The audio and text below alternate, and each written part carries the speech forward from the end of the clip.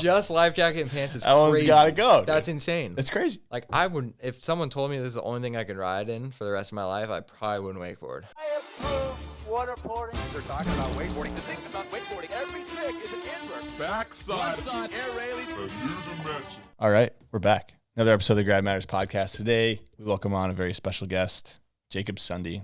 How's it going? What's up? Going great. Just got done with a little boat event for Hyperlight and ripped ODEB earlier. So I was going to ask why you're here, because you're in Orlando. You're a California cat, but you're over here in Orlando. So what are you doing? What are you doing over here? So originally it was just came for the Hyperlight thing, and then I was going to stay a couple extra days with Campbell. But then on the trip, I'm like, bro, what am I going to do? Go home and work? Like, I want to wakeboard. So I'm staying for the rest of the month, like till the 29th. Oh, you are? Yeah. No shit, I didn't know that. Yeah. Okay. Yeah, me and Campbell are going to go hit the Cove at some point. Like, we're There going you to go. get some film sessions. Doing my first boat contest this weekend. Incredible. Okay, so you're full in, dude. Yeah. Yeah, I don't know. I'm in Florida. Why not? Staying here for a month, do a boat contest, dude, film a video. Okay. Yeah. So you came here for Shreducation. I guess for the listeners, some people might not know what that is. Like, what is Shreducation? So Shreducation is, I mean, it's all in the name. Like, you get educated Facts. about you get educated about the product, and then you get to go shred it. So it's like a lot of dealers and like dealerships or whatever, they send their guys out, and then we have like full like meetings every morning and like at lunch about like, okay, this group, you're going to be on this boat. All right, we're going to talk to you about wakeboards since you're on the wakeboard boat. And then like international people, they came through for it too. Like, people traveled out for this, and we got to do like cable boards and stuff for them. So Sick. like, it was a lot of like talking and like letting people know what the product is. But then there's 3 days of it, and we have like 7 boats. Damn. So they get to go ride all the product and like try out anything they want to. Like like pretty much any American Hyperlight rider was there, Yeah. and like we just made sure they had the best time possible. Damn. Okay, so you're educating dealers and, you know, people that are selling product on the product, and I mean, obviously having a good time too. You're all out on boats, on the water, probably ripping some cable laps too. So Yeah. yeah, that's a good time. All right. I mean, I think we back it up. Grown up in Cali, you got into wakeboarding at what, 5 years old? Yeah, 5 years old, started behind 2000 X-Star. So that was pretty sweet. I was very fortunate to have a boat growing up. And we lived in Elk Grove, which is like right under Sacramento, like 30 minutes south of Sacramento. Yeah, so like Elk Grove is like right underneath Sacramento. And so I grew up riding the Delta. I like learned how to wakeboard on the Delta, like right off of 8 Mile Road in Stockton. So anyone from California. That's where Eminem's from, right? 8 Mile? I think that's a different state. That's in Detroit. But yeah, like I got up off of this beach called Ski Beach, and there's 2 ski beaches on the Delta, but it's like not related to water sports at all. It's just like the most rowdy crowd you've ever seen. So it was a good time over So there. Okay. it was a good time, and yeah, I learned how to wakeboard off that beach, and then just grew up riding the Delta like pretty much twice a week when I was a kid. Okay, so you're going, I mean, that's a lot, I would My say. parents were super into it. So like my dad had like toe fives and like rolled reverts and stuff like that. And then my mom, she was into it, and she's like super core. She blew her ACL. Your mom Yeah, wakeboards too? wakeboarding. No shit. Yeah, she blew her ACL wakeboarding when I was super young, so she doesn't wakeboard anymore. Yeah. But yeah, that was kind of my start and like my upbringing. And then pretty much from there, we heard about Wake Island opening up. This was like, probably heard about it 2011, 2012, and then Yeah. it opened in 2013. And like, we were never like super rich, but we were very like financially stable. And so they moved like 45 minutes just to live right next to To be cable by the park. cable? Yeah. Because the goal was like, okay, we're going to move the cable park. We can get a bunch of reps in and sell the boat. Yeah. They just didn't know what cable riding was really. So They just knew it was wakeboarding. yeah, they just knew it was wakeboarding. And then we got there and never sold the boat. So I got to ride cable and boat for a while. Damn. Okay, so your parents were both fully into it. Yeah. That's dude. That's like not Fully- that common. Fully into it, but they were never super hard on me either. like getting you into it. Yeah, super it hard was on you? just like, we really want you to do this, but like do it at your own pace. Yeah. And I think that's like what helped me enjoy it. Okay. And, like there were moments on the boat for sure where it was like the classic like parents and kids like communicating. It happens. Yeah. But then the cable park happened and I was like, bro, this is sick. I'm like all the way over here and you're like all the way over there. And I'm doing my thing. I'm doing my own thing. Yeah. So that was like pretty sweet. And then rode a lot of cable, like put some time in. I think Yeah. like every season I was doing like 1,500 laps or like something like that. Something crazy. Yeah, but the first season it took me half a year to make a full lap. No shit. Yeah, it took me so long. Like, why? They were trying to teach me how to do air tricks on the 2.0 before I made a full lap because I just couldn't make a full lap. That's crazy. You just the turning, dude. You couldn't. I was like turning. I was like 8 years old, so I was just like this light little kid that just like bounced, yanked around, dude. Yeah, like I bounce around on the boat and just do whatever and like have fun. And then the cable is like every trick, like every corner felt like a trick. You know? Kind of is, dude. Yeah, like when you're that young. Compared to boat, yeah, and you're that tiny, yeah. Yeah, you're like pumped that you made it around the corner. Yeah. I feel like you always see those little kids that are just super light. Like you just don't have the weight to like steer your board in the direction like, when you need to make it happen. Right now, like you and me, like we can get lazy around the corners and just do whatever and like not make the corner. Yeah. But when you're that small and you're that light, like you're front edging for sure. You're gonna be locked in, dude. If your board isn't pointed in the exact direction it needs to be, you're toast. You're cooked. Okay, so ripping some boat, ripping some cable too. When, I mean, do you start doing contests on either, on boat or cable? Or so 2014, they had points chase at Wake Island, which is like pretty big for me when I was growing up because I did all of them. And I rode beginner and I won we did was like 3 or 5 of them at Wake Island. I don't know how many it was, but I won all of them for my division. And that was like, kind of opened my parents' eyes a little bit. Like, I don't know how much. I mean, to me, it felt like they opened their eyes a little bit. You didn't come in last place, yeah. Yeah, I didn't come in last place. I was making it first. And, like, it was a good contest for me. Like, I was competing against people that were, like, very similar levels. Yeah. And then at the end of the season, went to nationals and got to ride, like, travel for the first time for wakeboarding. So that was, like, a huge deal to me when I was a kid. I thought I was a pro already. Yeah. Yeah, I was like, bro, I made it. Like, sweet. I'm, like, probably 11 years old, 10 years old or something. Like, actually, if I started riding Wake Island in 2013 and they had points chase 2014, I would have been like 9 years old. Yeah. I wouldn't even remember that shit, dude. Yeah. Way back. way back. But yeah, I went to Little Elm Hydrus for nationals. Yeah. And then went to BSR after, and like, that's when the bi-level was still in. Yeah. And they had this like test to see how good of a rider you were, to see if you could hit. I don't know if it's because I was a little kid and they were just like dogging me or what. Probably helped a little bit, yeah. Yeah, but it was like ollie over a kicker, like front and back fives. And I'm like, yeah, that's beyond me. So I had to watch all my homies ride the 2.0. Oh, you failed or you couldn't do the test? Yeah, I like looked at it and I was like, yeah, I'm sorry, I can't do this. Can I still ride? Like, I know what I'm doing, but like let me take a lap and just watch me and see if I do good or not. Yeah. Like, you can pull the plug if you need. But I probably wouldn't have even hit much. I just wanted to ride it, you know? Yeah. But, so I didn't get to ride that. Damn. Which was unfortunate because I saw it in person. Well, dude, that looked like a fun. It was BSR was popping off at that point too, and like that just looked like a really fun 2.0. Dude, that's when like Graham and JB were like pushing hard there, and like I feel like a lot of other riders were pushing hard there because like you could go during. Well, winter. people would fly in too, coming out of town, like, yeah. All right, I skipped a couple questions, which I can't believe I just did. But favorite grab, we always start off with favorite grab. Oh man, all right.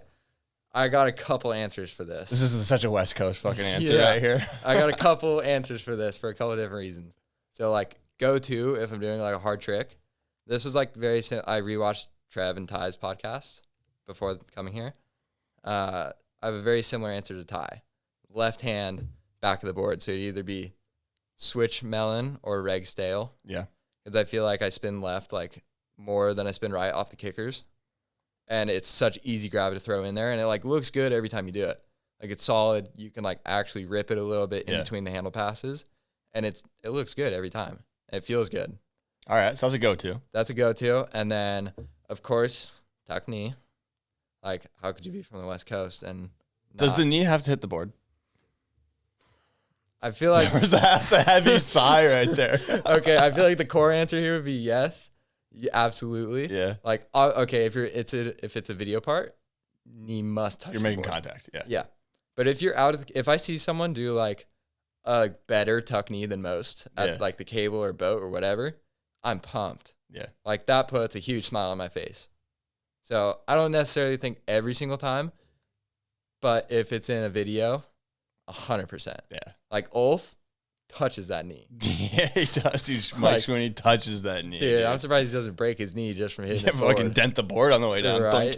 Yeah, that's good. I mean, I guess I don't know the actual like definition of tuck knee if it has to touch, but yeah, it just looks the best when it touches. But yeah, it still feels good even if it doesn't. You know, you're getting down there. My final answer, The third and final The third answer. and final answer. No one said this yet, and I really thought about it. And I haven't done this trick in a while, but when I do it and I do it proper, it feels really, really good. Back lip truck driver. I don't think anybody's even said any form of grab grind. Yeah, I don't think so either. So that's definitely. I watch all of them, and like I'm pumped on all the podcasts, and I've like rewatched a lot to like see if like any of the cable riders were like on a rail grabbing. Yeah, no, I don't. I don't think so, dude. Which is interesting because like I feel like to do it well, any grab grind, is tough because a lot of people do the shit where you like land on the rail and then you like kind of take your time and then you like kind of dust your fingers there and then before you come off the end of the rail, you take your hand off and it's like no, that's like, not it. It's super obviously like again, if it's in a video, like you're grabbing before you land on the rail and you're grabbing until your board hits the water. Yeah. But like casual ride, you're just flowing. Yeah. Like I'm for sure getting on the rail and then I'm gonna grab while I'm on the rail, but I'm gonna lean into it and hold it. And I'm still like, it's super easy to just hold it until your board touches the water. I'm thinking of one that you did. I think it's a truck driver back lip at Velocity, maybe on like a tech rail or some shit. Dude, they feel so good. Like, I've never done one, but it's gotta feel good. If you get a legit one and the rail's long enough, you'll actually slack out all the way. Yeah. So you can just hold it and then you're just kind of hanging out there. Yeah, dude. you'll just slack out and the rope comes down to your hand for you. Like you don't even have to like pop it up. Yeah, you literally just like hold it. And as you come off the rail, there's like no tension and you just open your hand. You just kind of hit it with one of these and it feels good every time. Okay. Those are all good answers. Gun to your head though, one grab. Like tail. Okay. I don't know. I feel like that's the easiest and you can make it look the best. You got options with tail for sure. Yeah. And there's a lot of different ways to do every grab. Like you can tweak your tuck knee front side. You can dump it backside. Throw a fake out at the end of it. Like do it mid of a spin, dude. You middle can of a spin. You can do shifty action. Upside down. Like looks great. True. Yeah, tuck knee's a tough one to beat though, dude. I Like know, a good really one. hard. Like, okay. All right. Wake pants. What do you think? Oh, absolutely. All right. Like Trever rocks them super hard. And like during winter, I'll ride them. I don't really know that I've ridden with wake pants like without a wetsuit. Yeah. But I might start soon. Like I really like the vibe of it on boat for like the way that West Coast riders ride. I feel like it works. Maybe it doesn't work for everyone, but I'd love to see it. Yeah. But I think on the boat, I might start riding them a little bit. I agree. And I had this thought the other day, dude. Like if I was a wake surfer, bro, I would go full kit every time, and I feel like you'd blow up on the internet. Okay, I saw this kid Donnie. He like films all the boys here, whatever. Yeah. I didn't like look at his page much at all, but I saw his page. I clicked on one clip, full kit. He's got full, dude, like what? double XL like striped T-shirt, yeah, baggy pants. I'm like, dude, this makes it look like I'm not trying to bag, but like, dude, it makes it look so much better.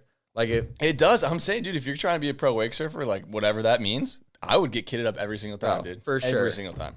Like, bro, you're whipping the board around. Like, you're not really, like, going anywhere too much. Like, bro, what's an extra 5-10 pounds, you know? Like, it probably make you stronger. And it's probably going to make the style look better because you're moving a little slower. Infinitely stronger. Yeah. Like, there you go. Kit up. Kit up.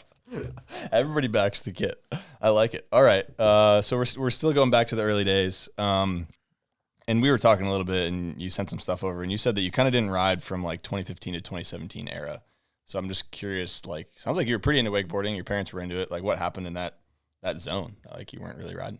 It was just, like, living my life as a kid. Like, going out, and, like, with my friends in school and, like, skating and riding bikes and, like, just kid stuff. It was never really, like, that's what I enjoyed at that time. And then I kind of realized, like, at the end of it of, like, man, I really enjoyed wakeboarding. Like, why am I not focusing on this again? Yeah. Like, I was still wakeboarding, but I just, like, wasn't progressing. It was just, like, something fun to do. Just go and take a lap. Like, I got super, like, I wouldn't say super into it because I was still a Grom, but I was, like, that's what I wanted to do. Yeah. And then I hit that phase of, like, hanging out with my friends and, like, after-school activities. And, like, I was still wakeboarding probably, like, once a week. So, like, that's still a lot for some people. But, like, for me, that wasn't a lot, you know? And I wasn't progressing at all. And then by the end of it, I was just sick of it. I was, like, I mean, I was, like, pretty young at that time, too.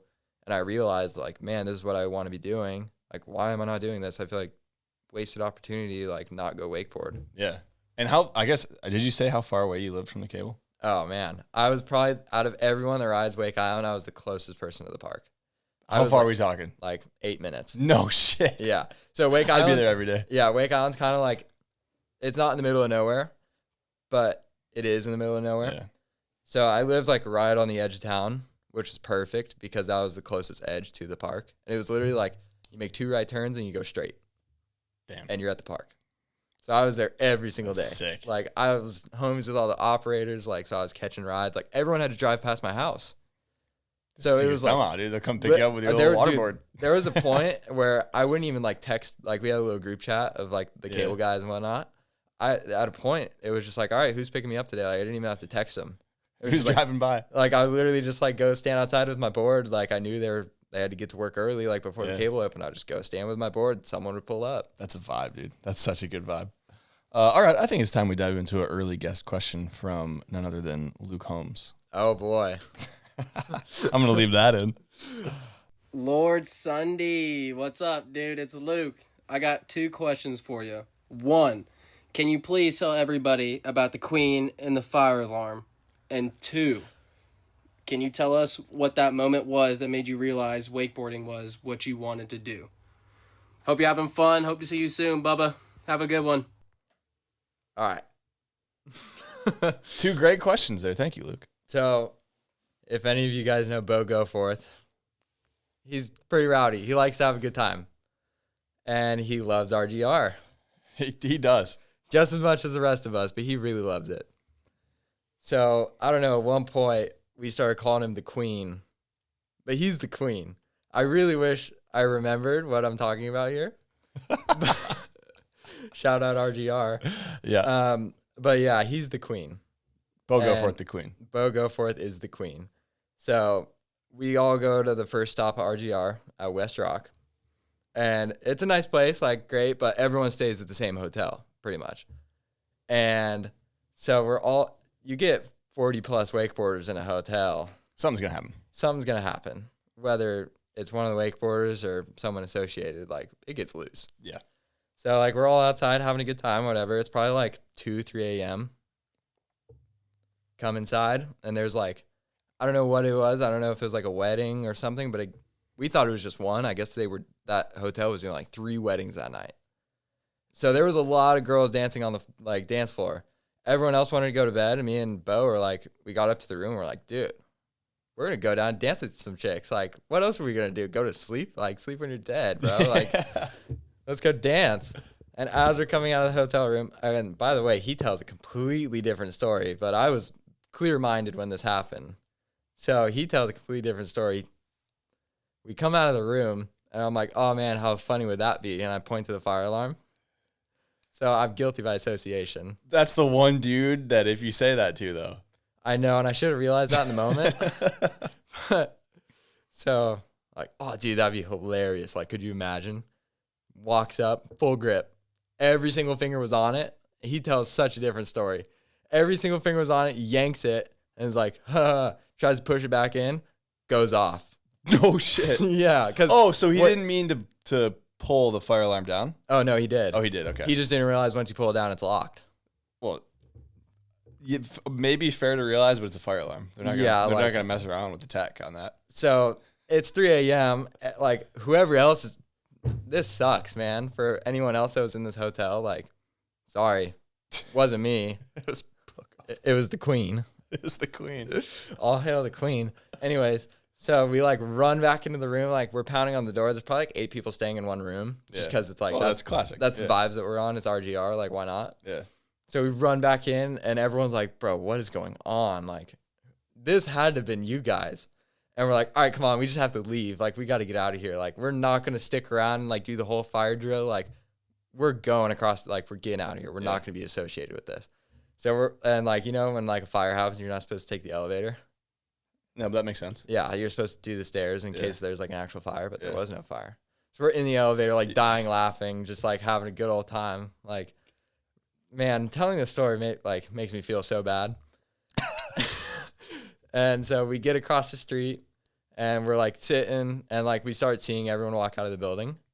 There is like hundreds of people from these weddings. I mean, it's got to be a big hotel, dude, if there's 3 weddings. It was a big hotel.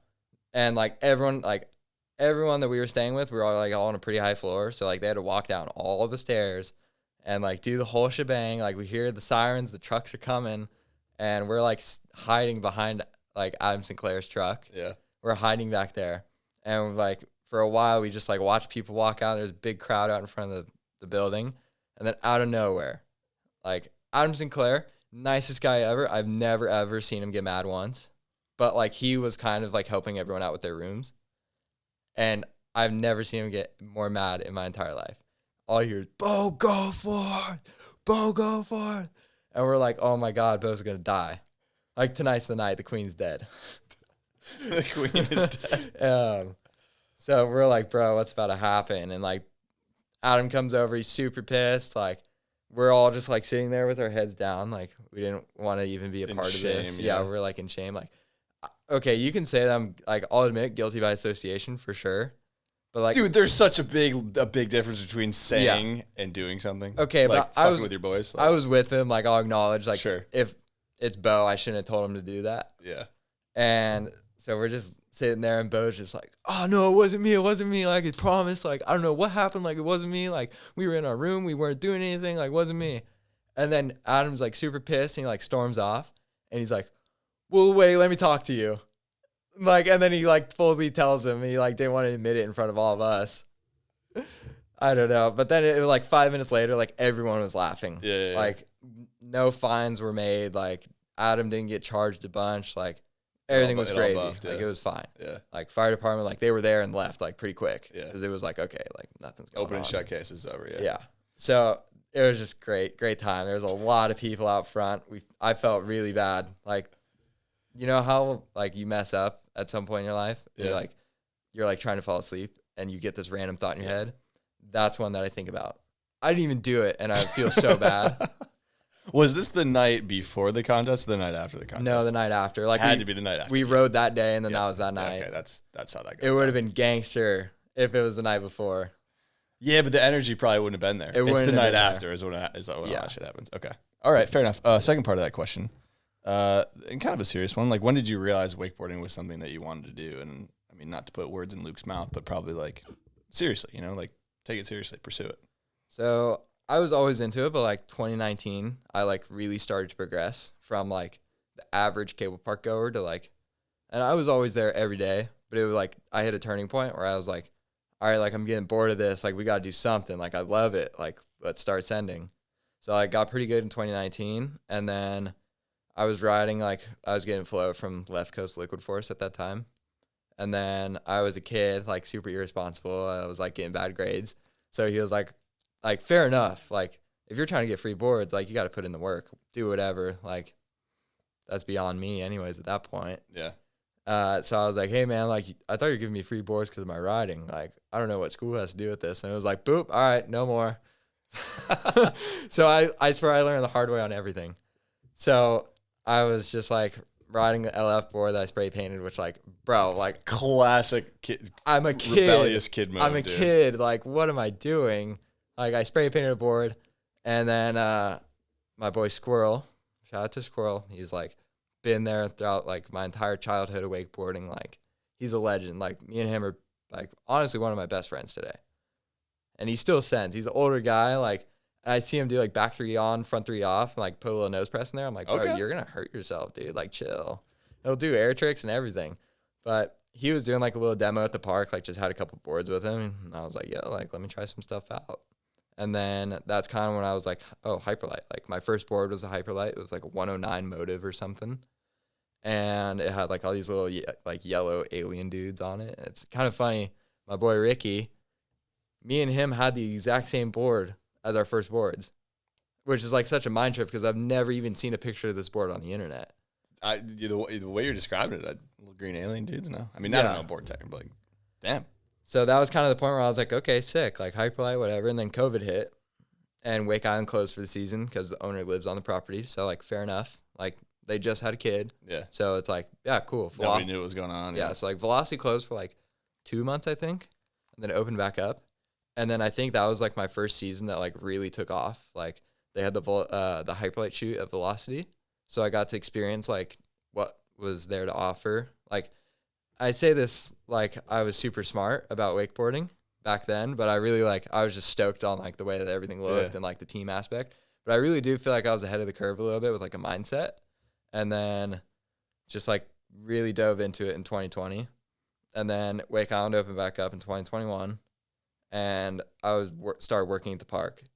So that was like repetition every day, like 2 hours of riding no matter what. Like I was going super hard. Like you work in the sun all day at a cable park, you're thinking of tricks the entire day of what you want to do. You're seeing everybody ride. I know, you see everyone angles, ride. everybody hits stuff. Yeah, like so you're just waiting to get out there. You're just frothing. All right, I got a quick question on that because I worked at a cable park. A lot of my friends that I ride with have worked at cable parks. Do you think it's important for every cable rider to work at least one summer at a cable? I think it gives you great connections and like a great idea of like the community aspect of it. As far as like outside of your riding crew, like it gives you a great aspect of like, okay, these people are here for entirely different reasons than I am. Yeah. But we're all doing the same thing. It's like, why can't we all do this together? Yeah. So that was like working at the park, like made me realize that. Maybe not at the time. But looking back. But looking back, like it definitely taught me that. And I for sure think that everyone needs that experience. I also think that after you do it, it's probably better to go work a job somewhere else. Like find a job that's like super chill, or like maybe you have a great boss or you already have a relationship. Their hours are money, like yeah, exactly. Like that, And then you can go to the park whenever you want. You don't have like the cable park rules as far as like working there. Like you don't have to hold yourself to whatever standard and whatnot. You're not an employee, so you don't feel responsible for the park. Exactly. And that stuff, And then you can just show up, hang out, do whatever you want. Like say you get off work 2 hours early, like you can make a full day out of it. Yeah. And then you're not limited, but everyone's got to work at a cable park. Dude, you get a lot of perspective too of like how a cable park like kind of works, and like because like if you just become a rider and you ride a ton, it's like you don't know a whole lot. Like you don't even know how the cable works. Like, you don't know like, any of that. Like, bro, like why doesn't the cable make money? It's like no, like actually, there's a lot more to it. But there's a lot more to it, and like I feel like we are getting back to a point where like a lot of the cable park owners are getting on the same page of like, all right, like we want to make wakeboarding super profitable for the cable. Like let's get as many beginners into it as possible. Yeah. And I would not have agreed to that. Like progression of a hater. Yeah. I know where you're going with that. So, yeah. like when Dylan came on and he was talking about progression of a hater, and there was like the first one was like everything's whack, and then the second one was like you love yourself, but everything else is still whack. Yeah. I was stuck in that phase for a long time. Like super long time. And I'm glad I came out of it. But like now that I'm looking back on working at the cable park, like definitely learned a lot of valuable lessons there. Yeah, 100%. Like you said, also like working in the hot sun, long days, like you grow an appreciation for the activity in and of itself, where it's like, damn, if I can just show up for an hour, like that's worth it. Yeah. Dude. Like, and you get like a sense of respect for like the people that work there. Like you're not just like, throw me the rope, I'm gonna send myself. Yeah. Like, no, like it's like, hey buddy, chill. He's been out here for 6 hours and he's sweating his ass off. Exactly. Like he's pushing kids off the dock, dude. Yeah, he's doing it all. Like dealing with beginners, dealing with this, dealing with that. Like just give the guy a break. Let him do his thing. Break, dude. All right. I think it's time we dive into the LF'n Wheel of Questions presented by Liquid Force. The LF'n Wheel of Questions. Okay, let's go. So you can go ahead and snag that wheel down there, and this is customized for you. Oh boy, there's some classics on here. I mean, we got Steal a Trick, we got Make a Movie, but what's the long one? Say, there's a really long one. Can you read the long one on here? Another hot. Sorry. Yeah, there's hot take on here. Another hot take because Sunde was scared to do a milk chug. Yeah, so Sunde was scared to do a milk chug, so we put two hot takes on there. Much, bro. Milk is disgusting. Megan did a milk chug on here. It was almond milk though, so I mean, what does that have to do with me? Well, she did a milk chug. Okay, and she volunteered to do it. I'm Jacob Sunde. That's true. She can KGB5 on the boat. Can you? Not yet. Oh, there we go. Yeah. All right. So let's give this a rip. We got some classics on there, hot takes. We got all sorts of stuff. So give it a spin. So I've seen this thing's pretty hard to spin. Like get a good spin going. I would hold the base. I'm gonna rip this thing. Rip it, dude. I'm gonna try to. That's good. That's a good spin. That's a lot of rotos. Make a movie. I'm happy to land on this. Yeah, one. I'm pretty stoked. All right. So yeah, for the listeners, Make a Movie is Jacob gets to pick, probably 4 or 5 riders, a full movie. Yeah. And you can throw friends in there if you want to, and then you can pick, filmers too if you want. But yeah, if you're making a movie in, let's say 2025, 2026, you pick it. Such a stereotypical answer for a West Coast wakeboarder. I'm going Sweeney. Oh, Sweeney's. Randall, Ty, Josh, and Trev. I feel like that was really quick, like a really quick answer. Yeah. But like those are the first that come to mind. All right. What? That's true. Actually, no, I can't poke holes in it because it's Make a Movie. You're not getting a part. Well, you said pick 4 or 5. I picked 5, including myself. So it's 6 riders. All right, parts. 6. Okay. All right. Yeah. I mean, obviously, Trev's gonna help out with filming. You're probably gonna like the boys are gonna film each other and edit it. Yeah, for sure. That's like I think the best part about that crew is that everyone could do everything. Like, I don't know about Randall and Sweeney. Like, I'm sure they're super sick. Randall ain't need to do shit besides ride behind the boat, dude. He just needs to show up. Like, I really wish I could have watched him ride when he was filming Scumline. I was gonna ask. Like, that's kind of when I was getting into like Trevor's crew and everything. Yeah, was like during Scumline. Yeah, and like we would like hang out at the park and whatnot. But that's when I was like really like stepping up and like becoming a part of the crew. But yeah, I would have loved to watch Randall ride. So I've never met him in person. Like, never watched him ride. But bro, he just needs to show up and do his thing. Yeah, just point the camera at him and let's just make magic, dude. Yeah. All right. So, I mean, speaking of Scumline, we got an LF'n wild card from the crew at Liquid Force. And they want to quiz you on some Scumline, I guess, facts, Scumline trivia. All right. That's good because I just watched it. You're self-proclaimed. How many times did you say you've seen Scumline? Okay. So this was like a monumental film for me. This like fully changed my perspective on wakeboarding. We can get into that later. But for probably the first year and a half after it came out, like year to year and a half, I watched it every day. Like, that movie changed my life. Damn. Like, not like, I would say more of realizing what I could do with my riding and like what I want to do with my wakeboarding more than like me having like a little section in it. It was super influential. Okay. I got a quick one. Over under how many tricks you had in that movie, 7.5. All right. KGB 7. I guess clips, like clips. Oh, not clips, but yeah, tricks. I guess proper. Like, I think under. It was. I only got to film 2 you might days. start off over 1 here, dude. There's 8. Okay, are you counting me and Ricky's double clips? I did count those. Okay, that's what I was thinking. I guess. Okay, all right. That's fair. That's fair because you did have the double. That was at Velocity, right? Yeah. Okay. Story about that, man. Yeah. Ricky. Oh my gosh. This was like 1 a.m, and like in California, it's not super humid, like not at all. So it gets cold at night. Bro, I was freezing. And we're doing like the most simple things, like maybe not simple to other people, but it's like, okay, we're both like, he's regular, I'm goofy. We're just going to mirror our tricks on the casing and we're going to do the same thing. Get like, this done. I watch Ricky do this trick a bunch. I do this trick a bunch. Should have been 1 try. Ricky's like, we get out there and he's like, oh, well, what if we did this? This would be super sick. And I'm like, no, like I would, if Trev told us to do like this and he's got a vision for it, like, we should probably do it. And he's like, changing the trick as we hit the rail every single time. Bro. And like Trever, Ricky, what are you doing, bud? Trever isn't saying anything, but he's still holding the camera.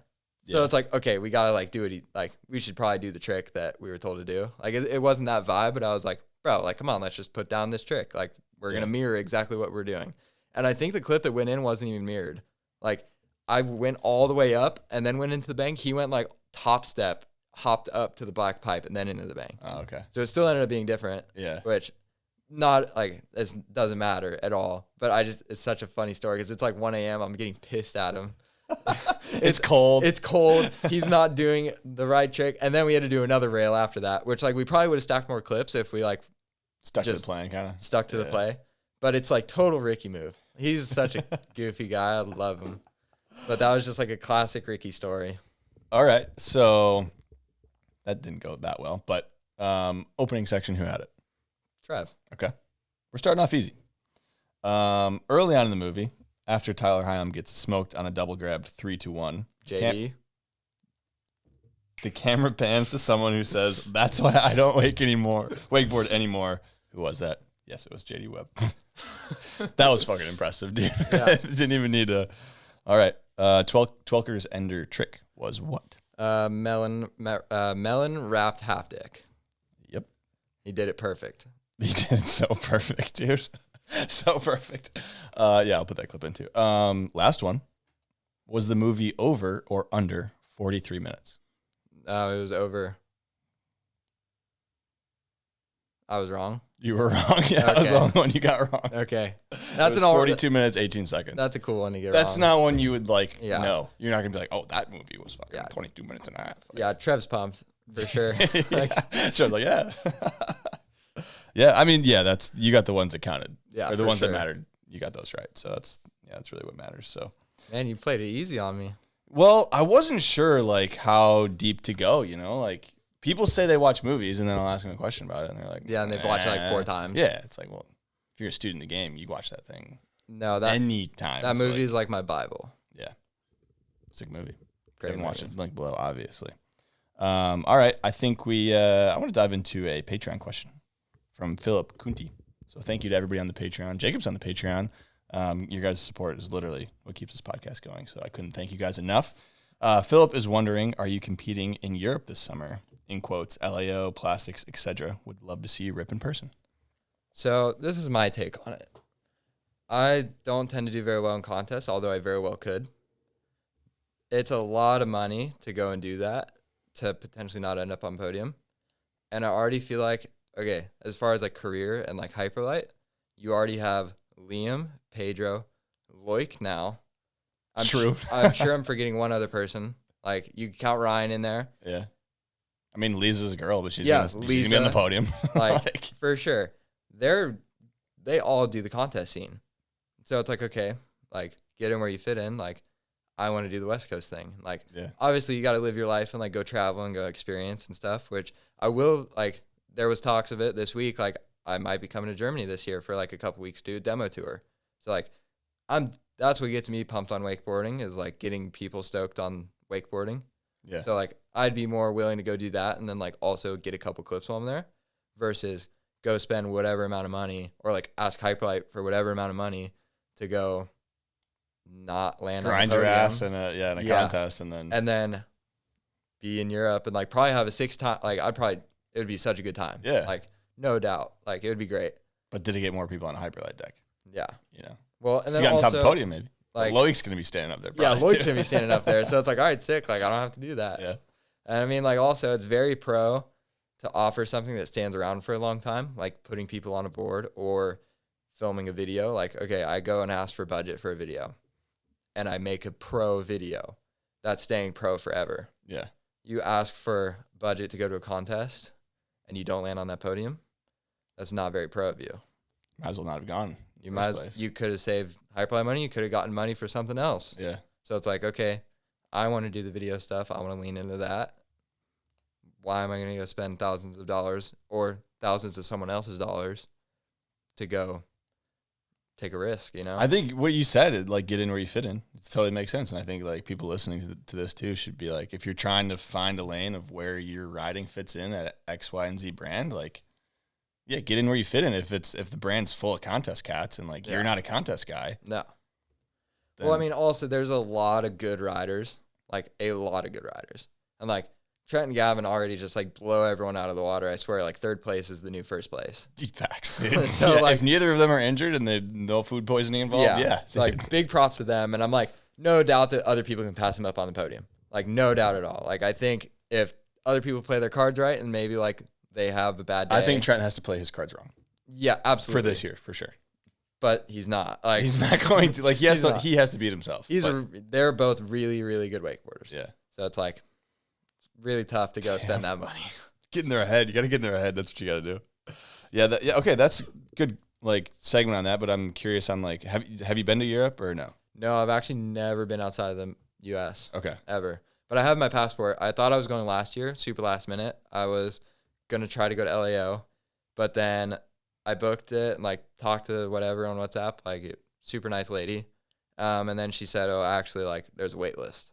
Oh, damn. So I was like, okay, like maybe not. I'll sit on it. I'll see what else I can make happen while I'm there. And then there was a film contest at, I think it was Wake Paradise Milan or something.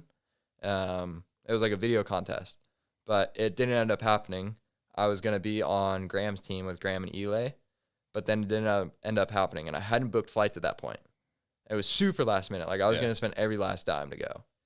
So I got waitlisted and that contest got canceled. Doesn't make sense. So I was like, all right, like this works out good for me. Like I didn't spend a bunch of money to go do nothing. Like, cool. I'm all right with that. Yeah. And then like right after I like committed to not going, I really forget her name. I feel bad, but she hit me up on WhatsApp from Waterski Langenfeld. Yeah.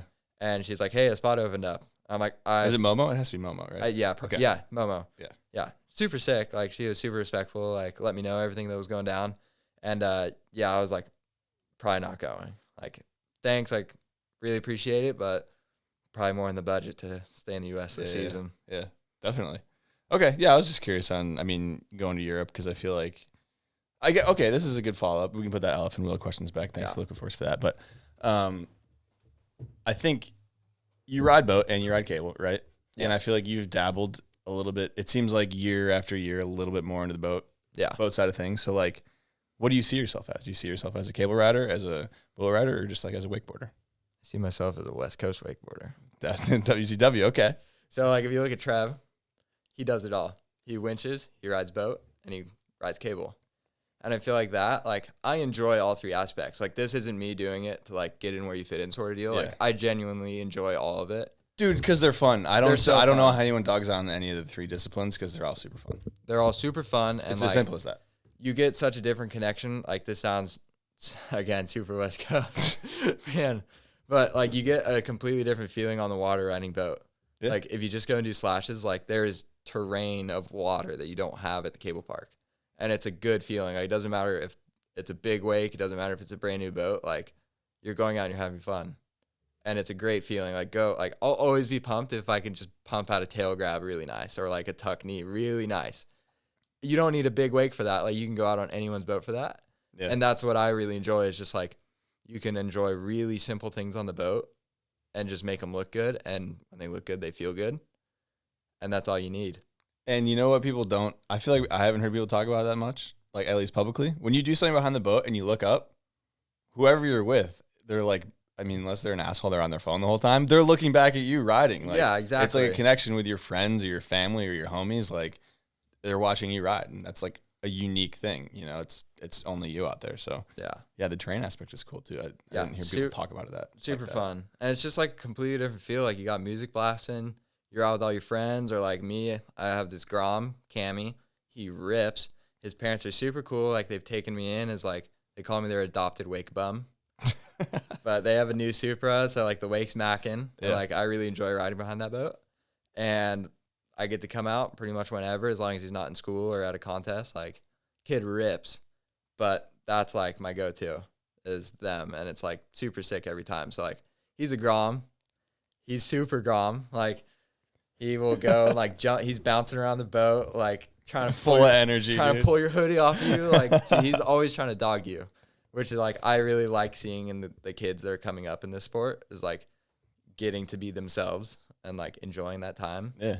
But yeah, super fun vibe on that boat. And it, like, puts me in check of, like, all right, this kid's super sick. Like, he's up and coming. Like, I'm going to try to influence him a little bit. Like, get some super tight grabs in there. Like, he's watching me ride. He's already on the West Coast, dude. It's in his blood. Dude, okay, I think it was a clip that Dave AV took of him. I don't know if it was a Masters or, like, I don't know what contest it was. Yeah.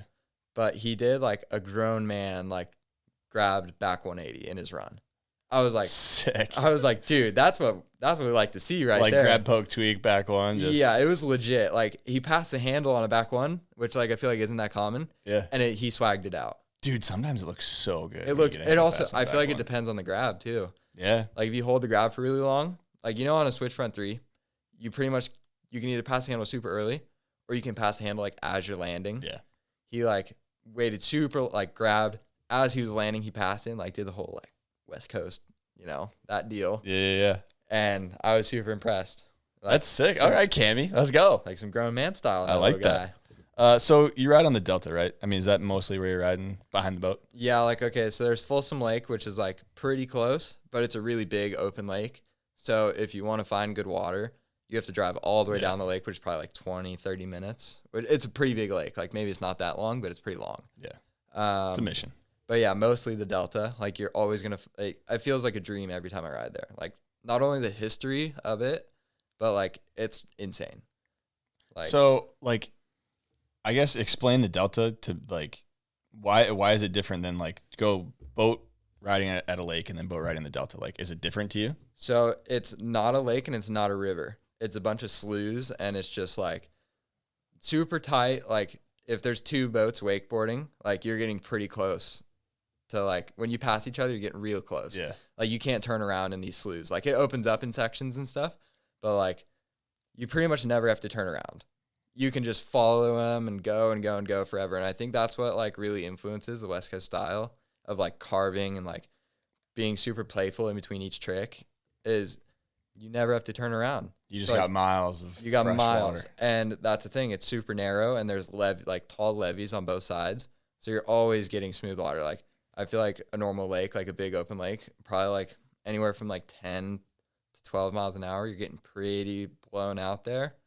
The Delta, it's good up to 20. Yeah, because like it just all depends on what slough you hit. Like the direction of the way you ride, if it cross sections with the wind, you're solid. Damn. Yeah, I guess when you think about lakes too, like even if you find a good shoreline, like that doesn't go forever. Like you got to turn, you got to turn around, you got to head back. Like most of the lakes that are like that, like especially here, are probably shallow. Yeah. So you can't hug the shore the whole time. But this, it's just like 2 levees and it goes all the way to the bottom. Damn. So it's like probably 15 feet deep in most sections. Like it does have shallow spots and stuff, but like on railroad, solid. Solid for ages, dude. Yeah. You just carving it up. All right. So you ever have any good encounters with fishermen? Do they like wakeboarders? Oh man, those are some bass holes for sure. So I was actually with Cammy when this happened, and he's like a Grom. We're riding doubles. Like he's a little kid. It's just his mom and his dad on the boat. Like we're just out having a good time. Like we both took a set already. We're just having a good time driving back to their house. And this guy, like you're fishing on railroad, man. Like I don't feel like a lot of fishermen would know, but like, okay, if you're on the Delta fishing, you probably know that this is where everyone wakeboards. Like, what if you're gonna get mad about rollers? Why are you fishing there? Yeah. So we make like a couple passes back, like across this guy, whatever, and then he moves, and we stay going, and then he moves back because he thinks that we're done, but we're not. And like, I just flipped a switch in this guy, like chased us down, waving his gun around. Like it got waving his gun around, dude. It was super gnarly. And like me and Cammy are behind the boat. Like his parents are like, "Yo, this is not cool at all." Like slow the boat down. Me and him are still in the water. We're like, I'm like, he's a Grom. He wants to pop off and say something. I'm like, Cammy, this is like not the time. Like just please stay quiet. Like shut up. I would probably laugh if you said something, and this would not go. It would get good. even worse. Dude. Yeah. So like we were like sitting in the water, like ropes are tight still. We're just like idling, and this dude's just mad at the world because we had a lot of weight in the boat. Yeah. And he didn't do anything. He was just super pissed and like had to show us his gun. Well, of course, if he has it, you got to show it off. You know, that's not a crime or anything, brandishing a weapon. But anyway, so yeah, you get a lot of encounters. Like I wouldn't say a lot of encounters like that on the Delta, but like during summer. Here and there, yeah. It gets super gnarly. Like it's legitimately like pretty dangerous to go wakeboard on the weekends on the Delta. Yeah.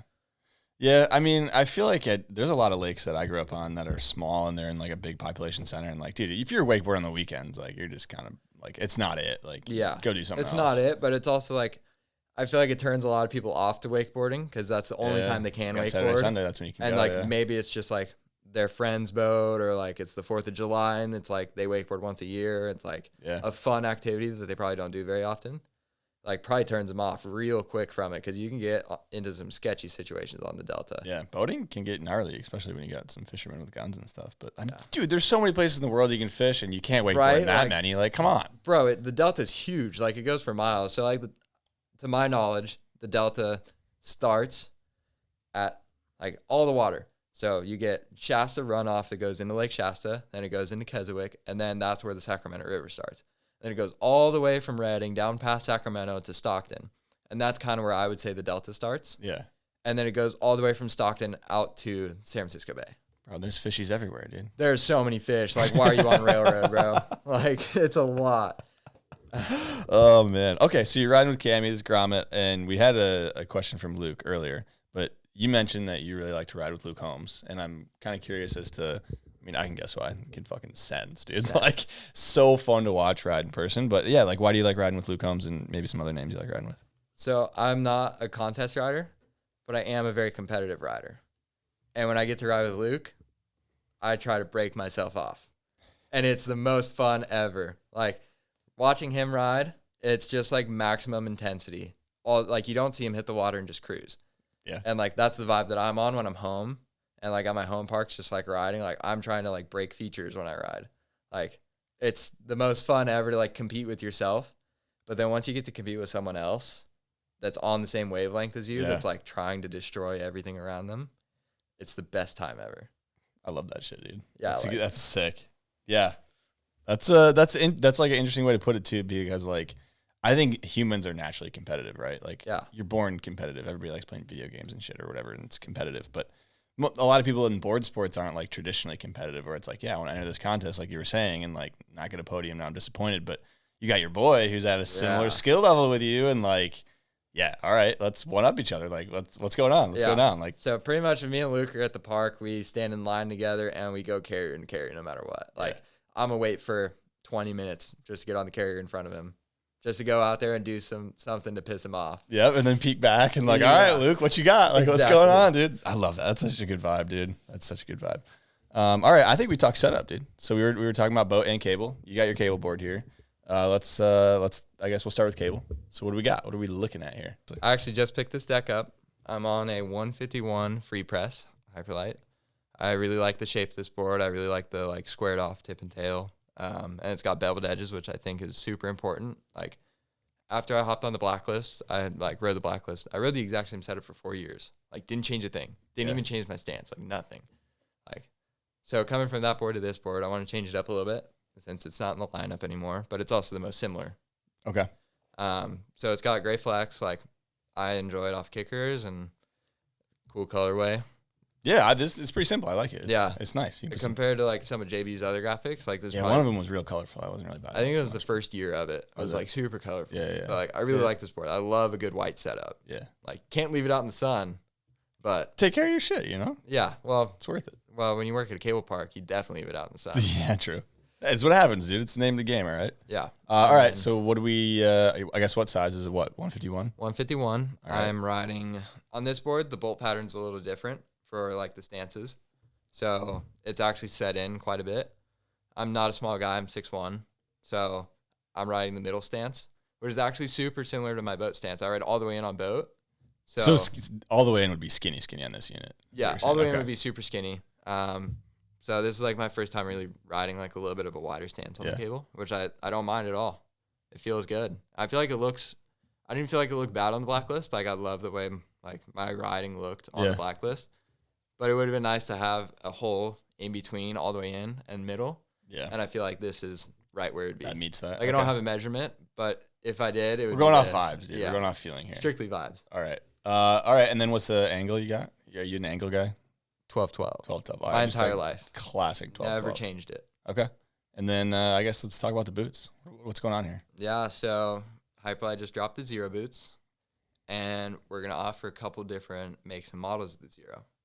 So got the green light from Trev to talk about these, which I'm pretty stoked on. So currently there's only 102 boot out. There's only that model. Okay. And these are the Arcs. So these are the flexi version of the Zeros. Okay. So it's got 2 lace zones, and right here, this fabric or this rubber is really the main difference in between the Zero and this boot. And bro, it's so flexy. So this is like the flexi model. Okay. And I swear I've been waiting for this boot my whole life. Like I don't even have to change my boot to do a tuck knee. Like usually behind the boat, I like loosen it. Yeah. Like I'll loosen upper and lower, go do the tuck knee, and then I land and I'm like bend over, redo it and everything.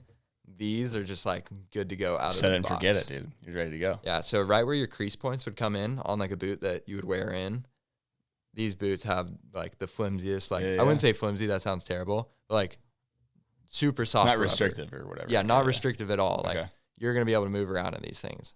Sick. And like the boot that I really like, I like a boot that's flexy, but one that touches every part of like your ankle and your foot, like an athletic feel while still being playful. And we're getting some marketing buzzwords right now. This kid's been trained by Trev, dude. Bro, I was just at a Hyperlight event with like a bunch of dealers. Sure, you're hitting all the words. Yeah, okay. How can I not? What's the deal with what's going on with the Sharpie on this thing, dude? Is it custom? So these are protos. So I don't know if the boots kind of look like this or not. Yeah. But I mean, they look sick. I kind of dig the DIY vibe. Well, when I first saw them, I was like, it didn't even seem like. I mean, obviously it's DIY with Sharpie, but like. It played, you know? It's super sick. I like it. And let's talk Bucky, because you got a bucket I got on a bucket. the table. And I think this is the first bucket that's been brought on the podcast. I think it is. So what's the deal? So I've never ridden any other helmet than the ProTech, like the white Bucky ProTech. this thing is a classic. I also feel like it's a staple of West Coast wakeboarding. You look at Hayden Berg, Trever Maur. I think Josh even was riding one of these on the cable. Wore a helmet, yeah. Yeah. Everybody rides this helmet. And it just fits the head right. Like, I like a really loose helmet. And she's sweet. And Yeah. it sounds so lame, but I feel like it's a part of my riding to a certain extent. I don't think that's lame at all. I think, dude, that's a very essential part of your kit. Like I was telling you earlier, I'm on helmet like number 5 in the past year and a half. Yeah. I'm still trying to figure my shit out. So yeah, to have a good one dialed in, dude. Yeah.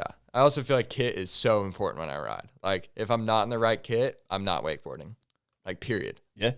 So this has been a part of my kit since I was a Grom.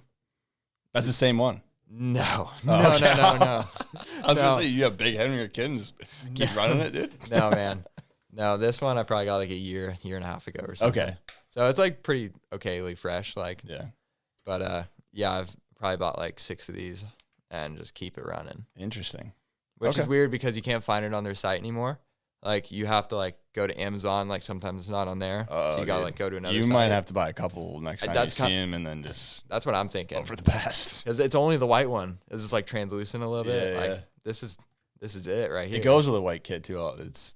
With Yeah, a white right. It goes, kit. So at the whiteboard, you got an all white kit. You get some Yeah. white clips in this thing, dude. dude, for sure. Yeah, I just switched the kit up for my boat riding, all white. I'll put clips in. I think I saw a screen recorded on Instagram today Yeah. because I want to talk about that a little bit. But yeah, that's remind me of Trev and what was his part? It was like all white. Oh, it was his wrapped Pete at the end. Yeah, that's what it was. At the end. Okay. Oh man, I don't know why it was. I'm forgetting the name right now. This is It embarrassing. wasn't Dog Days, was it? No, it wasn't Dog Days. It was unconventional.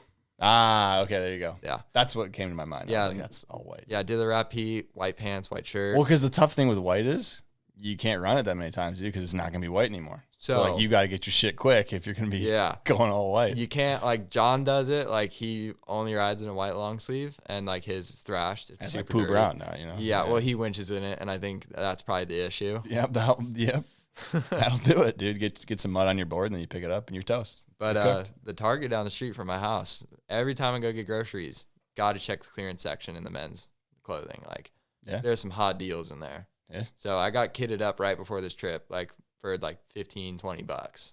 It's worth it. I got like a black long sleeve. I got like white long sleeve, and then I Is also, the black one you were wearing today? Yeah. Yeah. And then I got white shorts too, which it was the only pair that was there. I don't even know why they were there, but I picked them up. Can't pee in those Johns, dude. Oh, so I don't know how common this is, but I don't know. It's something that I've done forever.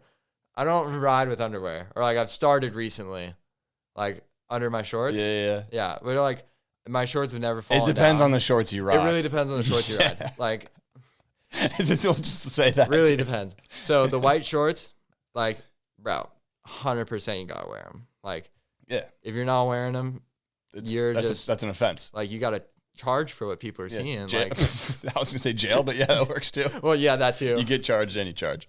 Yeah, get charged, but you're also getting charged. So All right, let's talk about boat want- setup. I rip it's an older board in the Hyperlight lineup. It's the Riot from a couple years ago, the loaded core. It's got a great shape, but if I'm gonna hop, I think I'm hopping on this like in a couple weeks or something. The Blueprint Trebs board, Yeah, super solid. Like, that board was designed around West Coast wakeboarding. there you go. That's Trev. There you go. You put it on edge, and you get good pop. Like, everything's good. Like, you do all your tricks. I think Cody Honeycutt rides it too. Does he? Yeah. Okay. But then when He's you're, not West Coast. he's not West Coast, so like, it's not only meant for people that are trying to do West Coast stuff. Yeah. Like, it's a good board all around. But for us, it's like you're playing when you're not like doing a trick. Like, you're carving the wake, like you're doing butter slides, like you're just enjoying your time on the water and like trying to make it look good and feel good and flow. It's like that board was like, I feel like that's really what it was designed for, was just like having a great time on the water while still having like a very like high performance feel to it. Yeah. And I also feel like that was the Riot, but that's out of the lineup. That was Noah's board, right? Yeah, that was Used to Noah's be? board. Okay. And so we have a replacement coming. I don't know if I'm supposed to talk about that or not, but you got to test the water sometimes. We have a replacement coming. I don't know the name Replacement rider or replacement board? Board. Okay. Yeah. You can't afford another Noah. Waterman. Facts, dude. But yeah, there is a replacement coming. It's super dope. I've ridden it, and I think everyone's really going to like it. Sick.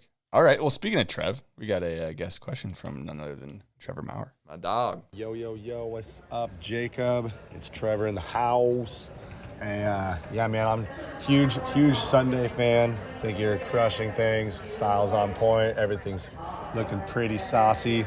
Yeah, I guess my question to you right now would be, what does your perfect pro career look like? If you had to, look 5 years down the road, where would you see yourself sitting? Are you a contest rider, a filmer? Are you in the streets? Are you in the boat? Where are you going to be at? And what's your ideal career look like in the sport of wakeboarding, dog?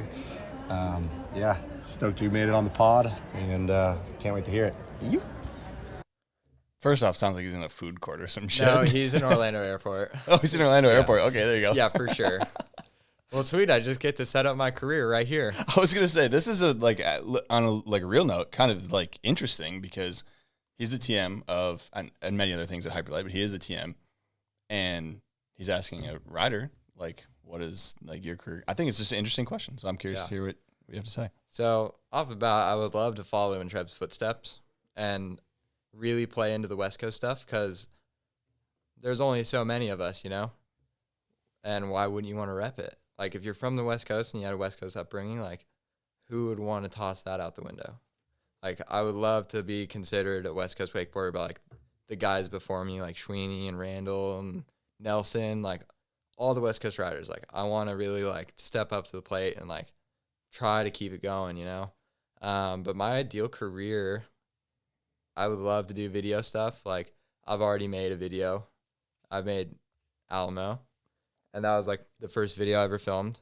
And it really put me on to how creative you can be and the way that you can pull emotion from the person watching the video. Scumline was a monumental movie for me, like I said earlier. And I would love to have that effect on other people. And along with that, follow the West Coast. And when wakeboarding is all said and done, I would love to join the media side of Hyperlight. Because right now, shooting video and wakeboarding is stokes me out equally.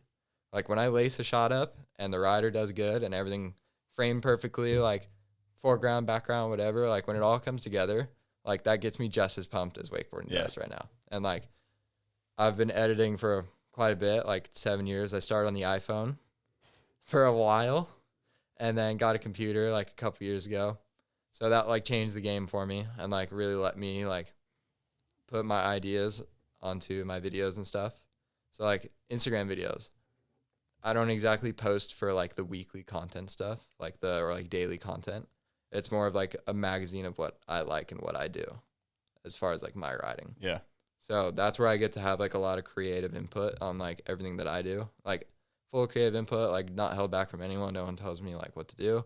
So I get to make, create, whatever. Experiment, Yeah, and it's really fun, and, it's a cool vibe when you look at it that way, instead of, oh, I got to post to, so-and-so's got to see my reel, oh, man, not hitting quotas today, No, it's I get to film my riding, I get to edit it in the way that I want, and yeah, it's and fun. People get to see your riding for what you want it to be. Yeah, there's nobody else that is getting represented here. It's you, 100%. So I would love to get a crew of riders together eventually and, do a film Dog Days or a film Scumline or, pretty much anything that Trev has done is done amazing.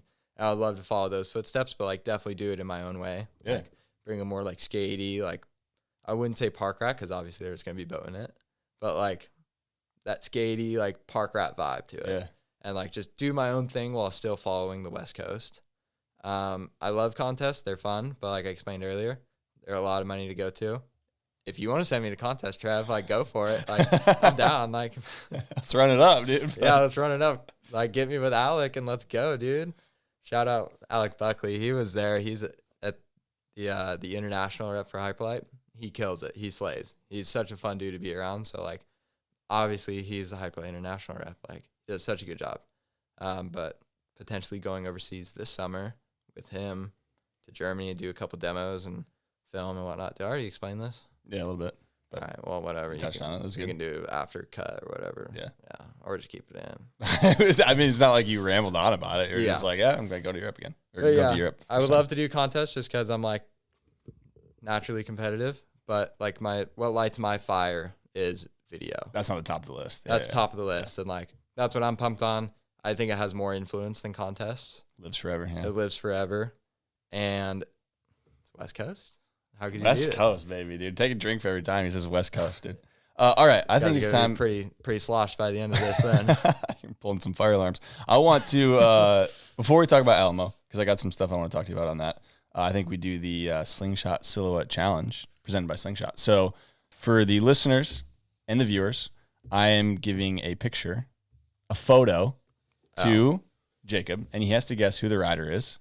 I have silhouetted out the person's body, but he can see the board. This is a wake. I can't even tell what the grab is, to be honest, because I can't see it from over here. A toast. I do this trick, and it's one of my favorite tricks. Okay. Which I should have said for the grab thing, because, dude, I have so many. It's too much.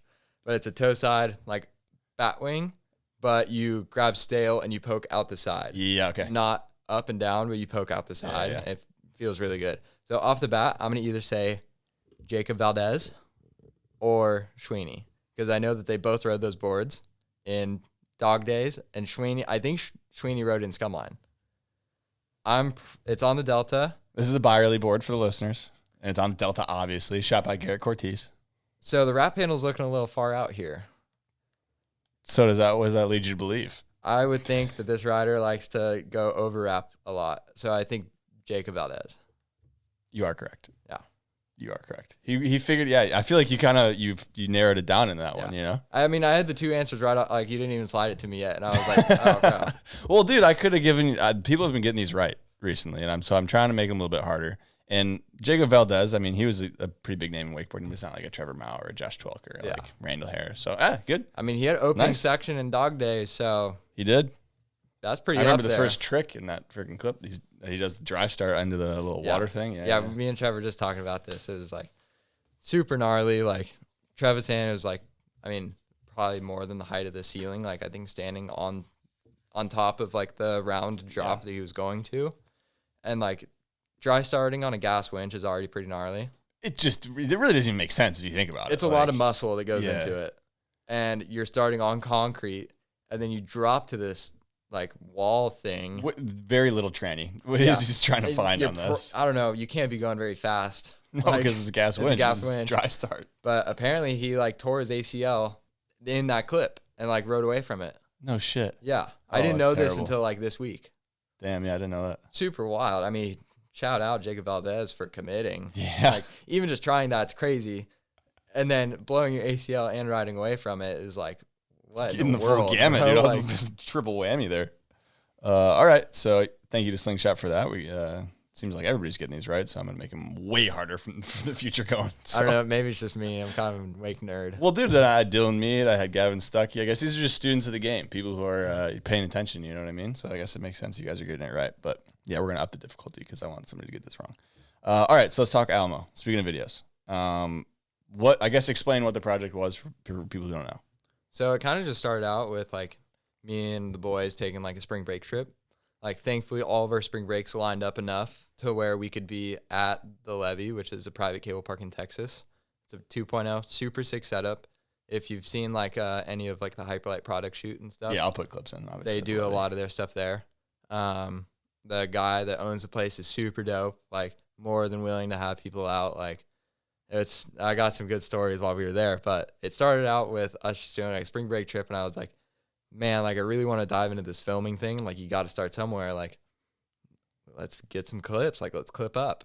And then that kind of turned into like, okay, like maybe we can like really clip up. Like this place is pretty gnarly. Like, and you can get gnarly here. Like, what are we about to get into? Because like we're all here for a week at the same time. Like that's a long time at a 2.0. Actually, it was longer. So me and Ricky went first. So me and Ricky flew there together. It was probably like 3 or 4 days. And then Trever Mandel, he got there. And then we were all there for like, I would say like a little under a week. So probably like 5 days, 6 days. We were all there at the same time. And then Ricky had to leave, go back to school. And he like sent it. Like he went home, like got home at like midnight right before his class. Like the next day at like 7 or something, which is like, shout out to Ricky for doing that. And then it was me and Trev for the rest of the trip for like 4 days. Yeah. So it was like a week and a half, 2 weeks. Running it up, getting clipped up. All right. So before we, there's 2 tricks I want to talk about, but before we talk about those, I guess, what did you learn about like the process of creating a longer video project as it went along? You got to film a lot. You got to film way more than you think. Because I was like struggling to like piece this thing together because I thought like, oh my God, like this edit's going to be 30 minutes long. This is going to be crazy. And then like I'm editing, I'm like, oh my gosh, like what am I doing? What did I get myself into? Like I've already put teasers out, like like this. I've already like talked to Trev about it. Like, man, like I got to learn how to edit some audio here, cut these songs. But which is funny too, because like Ricky and Trever like really stepped up to the plate for this video. Like they were going hard. Like Trever like really surprised me with his riding on this trip. Like he rips the cable, like no doubt he's a really good rider, like super good. But the setup was a little gnarly for him, and he like fully stepped up to the plate, like was down to send stuff. Like he at one point he tacoed a rail, and like we thought he had internal bleeding. Like it was pretty bad. Like he had a knot in his stomach, and like he couldn't wakeboard for like 3 or 4 days. And like we took him to the hospital and everything. So he's going to school to be nurse assistant, NR, I think. So he like calls his teacher and he's like, yo, do you think I need to go to the hospital for this or what? Like, am I good?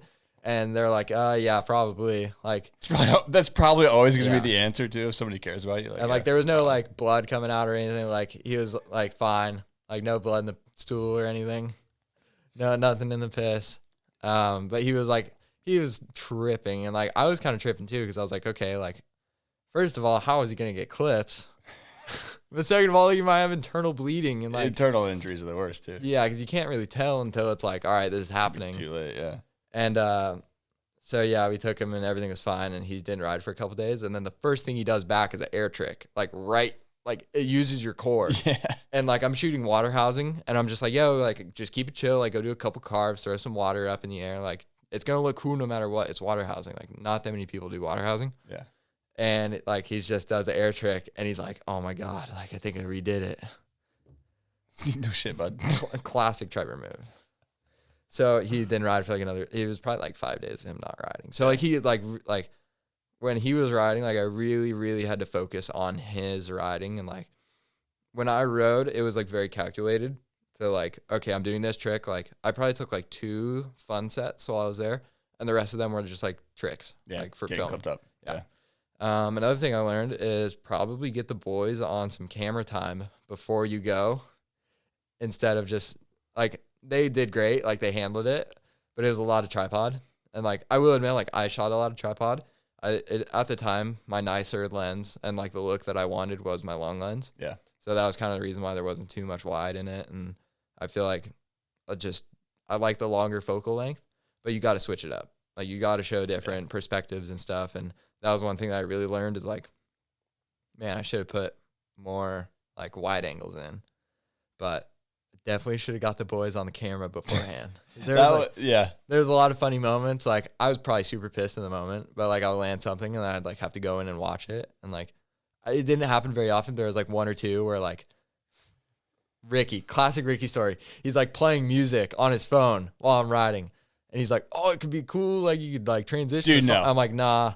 Like I'm gonna have to redo this. And he's like, oh, like it's funny too because he'll do it without like realizing. Yeah. But then he feels so bad, and he was like, oh my God. Like, and you're like, it wasn't even that crazy of a trick. Like I just went and redid it like that. But I was like, yeah, but it is the worst feeling, dude. You land something, you come back, and it's like, no, like I just commit. Like I don't expect like you guys aren't like coming here to film. You're coming here to be filmed. Yeah. Like I don't expect you guys to like know everything about everything. Like that's perfectly fine. Like not very high expectations.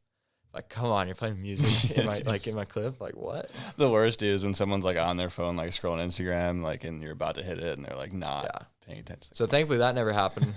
But this is another funny one. It was Ricky again.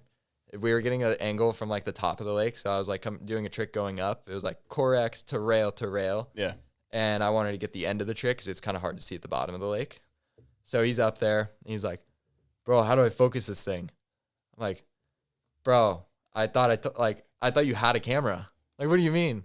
And like, for anyone that knows like Panasonics and like the Micro Four Third, like whatever, you have to have like an adapter or a speed booster to run like I would consider better lenses, like the EF mount lenses, like the Canon and stuff like that. I'm nodding my head like I know what you're talking about. I have no idea, but other people do, I'm sure. So basically, camera, lens, don't work. You got to get a little thing in the middle. Sure. Then it works. I got that. So with that, there's like a loss of like translation between the camera and the lens. Yep. I'm following. And the autofocus doesn't work. Facts. So all manual focus. Everything I've done has been manual focus. There you go. Which is actually kind of good that I've learned this way. I feel like that like benefits you in a lot of ways. But man, sometimes it really sucks. Focus is important. Very important. Very important. There was a couple clips in there that were out of focus because it was all manual focus. Yeah. But so he's up at the top of the lake. I'm riding, and he's like trying to yell at me as I like turn the corner, like after I did the trick. And he's like, I can't hear him. So I go down. I'm on the phone with him. I'm like, bro, do I need to come over there? This was one of the times I was like pretty pissed. I was like, bro, like you just filmed like 2 clips before this. What do you mean you don't know how to focus it? So like those clips are out of focus too. And yeah. so like, and they weren't, thankfully. Okay. But yeah, so I was just like on the phone with him. I'm like, all right, you see the 2 black rings on the lens? If you twist them enough, there's gonna be some lines that pop up on the screen. When that happens, that whatever is in lines is in section. Little 101 right there. That's in focus. So all right. He handled it. He got it down. I just had to talk him into it a little bit. You got to do a little bit of coaching. All right, so let's talk about 2 clips because I rewatched a bit of this, and specifically clips of you. The first one I want to talk about is toe back 5 melon poke. Okay. You're goofy, right? I'm goofy. Okay, so toe back 5 melon poke. So I intentionally brought a wrap handle to do this trick because at the time I couldn't do it on boat yet, and like I'm still I wouldn't post a clip of me on boat doing this trick because the grab is like nowhere ain't there yet. Yeah, it's nowhere where it needs to be. Yeah. But on cable, I can handle that thing, and I can do it exactly the way that I want to. So I was like, all right, like, I can't do it on boat. This is, like, one of my favorite tricks that Josh does. I'm going to do it on the cable. Like, I don't care. Like, I feel like if you wrap up into the kicker on the main cable, and it's just to help you, bro, you're riding cable. What are you doing? like, bro, you can pull on that, like Gavin said it in the, whatever the last one was, the shop talk. Like you pull on the cable, it's like a rubber band. Like it gives a little. Like bro, just yank on it. Like why are you wrapping? It also kind of looks goofy. It looks super goofy. You don't have a wrap handle. It's like you're grabbing this little yellow rope. Yeah, you're like all awkward and like hunched up. But I feel like in certain instances, it makes sense. Like a back 5. I could do that trick without the wrap handle. Yeah. I just really wanted to throw that in there as like kind of homage to the way that Josh does it, but also like. Bro, you can grab like as soon as you leave. I guess you can also grab as soon as you leave because like you toe back, handle pops right in your backhand like the thing's in the other hand before you even take off the kicker. But okay, and I feel like I rewatched this and then I realized it was a wrap handle because maybe it was the way it was filmed or like it was maybe like in a shadow or whatever. But like I couldn't really tell initially because I guess I was looking for the grab initially anyways. But like I kind of intentionally did it that way, like not to hide it, but like I wanted the people that like really knew to like know what was up, like. Oh well, I could put a wrap handle on there. Like, like you can do that trick normally. What? Yeah. Like, yeah. I just wanted to do a wrap. I don't know. It's different, dude. It's fun. And the one thing that like I feel like doesn't get talked about all that much is there's a grab, and then there's a grab and a poke or a tweak. Yeah. It's like a 2-step process, right? And a lot of people do the grab, but then to tweak it or poke it is like what really makes it look good. And this one was full poke. Yeah, like obviously you have your ender trick, which is like. That's a big trick, and like maybe you're not gonna grab it and poke it as best as you can. Like from here on out, like that's what I strive to do is like grab and poke everything. But for that instance, my trick was pretty hard for my ender, so it was like okay, I'm probably not gonna fit a grab in here anywhere. Like to be honest, like brutally honest, like I was scared shitless for that. And that's what I want to talk about next. But. Okay, so I wanted to make sure that I had like a couple tricks with like solid grabs in them. Yeah, and that was a very solid grab. I love a back 5 grab. For some reason, the back 5 grab just hits. Dude, you can do it hits so good. You can do it so many ways. Like boat, you can wrap up. Like reg, I mean, even like a heel 5 that you wrap up. Like Josh, again, does really good wrap, like tail 5. Like it looks so good. And then like cable, bro, you can pretty much grab. Infinite options. You have infinite options. You can grab your board anywhere on cable on a back 5. Like tail, melon, Indy. You go big enough, you can grab it twice. Like, good grabs. You can, like, great grabs. And then, like, okay, you get good enough at back 9, Joe Bowday. Yeah, I think it's my favorite back 9. That's the most gangster trick that you, like, personally, like, I'm not dogging on anyone. I just think this is very personal for me. One of my favorite, like, this is probably one of the best tricks that you see in a contest. Like, I know there's like Mob 7s and double Mobs and 1080s. This is like the one that I enjoy to watch the most. And I also think it might be one of the harder ones to do as proper as he does them. I think the second part of that is like super important. I'd be curious to hear, like, I don't do back nines. I'm not a back nine guy. I'm hopefully going to land one before the end of the year because I lost the bet. But like a lot of people do back nines, right? Like it's a standard cable men's trick. contest trick. Like toe back or heel back. Like I feel like toe back is more common. Yeah, but it's like, a little easier. Maybe it's different for different people, but back nines are standard tricks, and we're probably kind of getting away from that now, where it's like tens now, and like I feel like more unique Mobs and stuff, and like people are doing different grabs. Yeah, which is super sick. Yeah, for a while it was like back nine standard. Like everybody's doing that. Like cab nine, back nine. Like we're good. Podium, dude. Let's go. Let's not come off the rails early, and we'll be all right. But like the way Joe, when he grabs it and how he pokes it, it's just like that's dude, like nobody's doing that. He goes 7 and he spins into the grab, but then he stops and he like really like, I've never met him, but he looks like a small guy. Yeah, and he like really pokes it out, and then like fully waits, kind of does like it's a pause, shifty, dude. It's a pause, and like, then drops it to blind, and he does a super deep squat, and it looks so good every time. Like you can't tell me that like you're not like jumping out of your chair screaming when you see that trick in a contest. Yeah, like a legit grab back nine. Yeah, pretty gangster. Beautiful, and he goes huge too. So it's like goes big.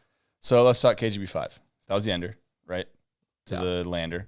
So I mean, you said you're like kind of a ballsy trick and a little scared for that one. I did not want to do that, but it looks like a money lander. Like it looks nice. So the lander it looks super mint on film, and like there's no way you're coming up short, or like you could definitely like gap to the water. Yeah, but it's just scary, man. Like it's a 2.0. You got to turn around right before that, and like it's a solid 2.0. Like the cables are like horizontal. Like it's the Rickson little bro, not the. And I feel like that does like a little better in some instances, and for this it might have not been, because I would like take the corner and I like tried going both ways on the corner. Yeah, like it didn't really. It just ended up being whatever was just comfortable to do to like line up for it.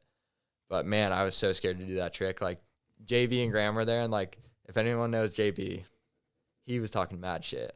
About what? You weren't going to do it? Yeah, I was just like waiting to do it until the pressure was on. Yeah. So it was like, all right, it's the ender. Like, if I get broke off trying this, at least I have all my other clips. And like, I doubt that I was going to get broke off on it. It's just always that. Like, but that's a good mindset too. Yeah, it's like very realistic. Yeah. And so I was just kind of being a pussy about it. And JV, of course, great at shit talking. And he's really good at making you do stuff that you don't want to do. But he knows that you're going to land it. Like he has a lot of confidence. He knows where the line is, yeah. But it's like negative reinforcement, and it's really good sometimes. And that's one of those times where it worked out. And it was actually great having JB there watching the trick go down, because I did a million KGBs, like pretty much in between every KGB attempt. I probably did like relatively, this sounds pretty quick for landing it, but it was probably around 30, like KGB 5s I committed to. But that's a lot to commit to. I did a KGB or 2 in between each KGB 5 I tried. Okay. So probably in the range of like 75 flips with a spin over this lander. So, okay, you're doing that intentionally, obviously. And I guess I want to pick your brain on why that is, because like, are you trying to get like, okay, you do the KGB, you try KGB 5 fall, and then you go back to KGB after, and it's like, it was more of a mindset thing of just like, let me just remind myself what it feels like right before I do it. Because I feel like a fall, like you get like, take a second in the water to get picked up. Like maybe someone talks to you about it. Like, that's where JB came in of like, hey, like the ones that you think are actually really bad are like the ones you should be dropping it to blind. Interesting. Doing it down a drop, you're not landing on the same level that you're starting on. So you have to do the trick a little bit slower, and you kind of have to be comfortable with not doing it the way that you always do it. And you're landing on plastic, so you have to be flat when you land. Yeah. So a lot of different factors. A lot of different factors. So JB was like, he watched like pretty much most of them that I did. I would like slide out on my butt, or like I would land 450 and just kind of like skirt out onto my stomach. And all the ones that I was just like doing in between the KGB 5s were like money, because I was rotating it slower, because I knew that I had to open up and like stop myself from rotating. And it was like, as soon as he told me that, it clicked. I was like, oh, bro, for sure, right here. Yeah. And then like went and did it. Yeah. So it was like, he helped a ton with that trick, and like having him and JB and Graham there, like helping us film everything, and just having a good time with us, like super sick. Dude, having people who like know what they're talking about and have done tricks, like I don't know, he probably hasn't done specifically KGB5 down that. Maybe he has, but like having him just his eyes or somebody else's eyes on it, Yeah. they can see something that you can't see at that. And they ride that setup a lot, Yeah. and they're like very familiar with like the way the tricks work, like there. I feel like 2.0 and a bi-level is a lot different than a full size. Well, you never lose altitude, quote unquote, or elevation. Yeah. You never start a trick up here and land down here. Yeah, never. And then like, yeah, it's good. I mean, it's good to have them there, I guess. So a lot of tries though is what I'm hearing. yeah. But a really funny story from that trip to Texas with me and the boys. The owner of the levee, Joel, he's super sick, super nice guy, like super down to do whatever. Like wakeboard while you're not there. He and, rides like, too, right? He Yeah, rips. Okay, that's what I thought. Freaking rips. So we didn't have to pay anything to go ride there. He just was stoked to have us out and help us film. But we had to do some manual labor. So he got us in shape doing some manual labor there. And it took Trever and Ricky quite a bit to get their clips, like a lot of effort throughout the day. So the day kind of looked like every day was wake up, like one of us committed to making breakfast the night before. So like someone was designated to make breakfast for everyone that morning. So they got to wake up early, which most of the time it was me because I had to focus on them riding, which is fine. And then eat breakfast, go and ride. And then we're all pretty hungry around like 3, lunch, ride again all the way until it's dark. Full days. Full days of riding. But then we don't want to waste any daylight. So we do all the manual labor at night. So Joel, he had like animals getting under his fence or something, like digging. So he thought that if we pounded rebar in all the way around his property on the fence line, Jeez. that it would stop them from digging, which like they could just dig under the rebar. Like Go around it, yeah. Yeah, go around it. I Critters mean, are gonna like find a we way. did like most to whole, like it's a pretty big property. We did like a lot of it. Like Yeah. I'd probably say like 75, 80% of it. So he has these big long sections of rebar. They're probably like, I wouldn't say 100 feet. That's really long. I'd probably say like 30 feet. Like, I don't know where 100 popped into my mind. It probably seemed like that in the moment. Yeah, it was a lot. It was dark. It was dark. But we did all of it with just like a normal like hand grinder. Yeah. So like we would all take turns. So his property is super sick. He's got the 2.0 and then he's got like a barn situation where like half of it's turned into a condo for all the riders or like whoever comes and stays. And then the other half of it is an indoor skate park. Which looks sick, yeah. Which is the best. Like, if you're going to take a trip with the boys and, like, you guys are going to film some stuff, like, keep the vibe super high. Like, someone lands a trick, go rip the skate park at night, eat a good dinner. Like, It's heaven on earth, dude. the vibe stayed high the whole time. Yeah. So we're in there, like, taking turns with this grinder, just, like, cutting this rebar forever. Like, we're going through discs on this grinder. Like, probably, like, 10 discs to cut, like, 3-foot sections out of a bunch of 30-foot rebar. Yeah. And it's like pretty hot in Texas at that time. Like it was kind of a shoulder season, but at night for whatever reason, it got so hot. Like I swear it was like warmer at night than it was during the day. So we do all this and we're up. So like pretty much we're working from like, I'd say 10 to like 1 at night. And then, so that's done. We're super tired. And this is like every night ordeal. It like takes a while to pound rebar into the ground and cut them. So it's like 1 a.m. They get to go to bed. I'm the filmer. So I got to go through all the clips and like, I don't like just like tossing them onto SSD and then just like sorting them later. Yeah. I feel like if you just do it all in the moment, it like works so much better. You probably save time in the long run. Well, yeah. And you don't have to worry about like, oh man, where's this clip? Like, did I lose Yeah, it? you have to search through 600 clips to find this thing. Exactly. So if you just sort everything in the moment, it works way better. Yeah. So I probably went to bed at like 3 every night, like 2:30 or 3, and then was waking up at 7.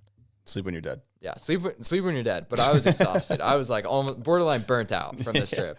Well, yeah, you're burning the candle at both ends, dude. Yeah. It's going to happen. And then the editing process took about a month, like which is pretty quick, I feel like, for something like that. Like I wasn't too dialed on my editing as far as like color correction. Like I would have done the colors a lot differently than I did. And then like also just like the way that I edit now versus the way I used to edit. Like now I have like a couple monitors that I can do everything on them, not only on this screen. So I feel like if I did it now, I'd do it a lot differently. I mean, you learn a lot, though. That's like... But I submitted it to Trever like 5 minutes before it was due. Oh, shit. It was like midnight. It was like about to hit midnight. And like it all came down to like, if it wouldn't have been a big deal. It would have been whatever late. But like they needed to run the teasers, like the teaser They had it planned out. Yeah, they had it planned out. They had it on schedule. So I was like, it all comes down. Like, Pressure makes diamonds, dude. I'm just going to make it happen. It wouldn't have been a big deal if it was 10 minutes late, like, at all. But I knew that he was just going to give me a little shit for it. So you want to be reliable, dependable, dude. Exactly. And, like, this being my first video that I'm submitting, like, come on. Like, got to get it dialed. Like, got to set the presence. Like, good years to come. And, so it all came down to, like, the exporting time. Yeah. If I was going to make the cut or not. And I did.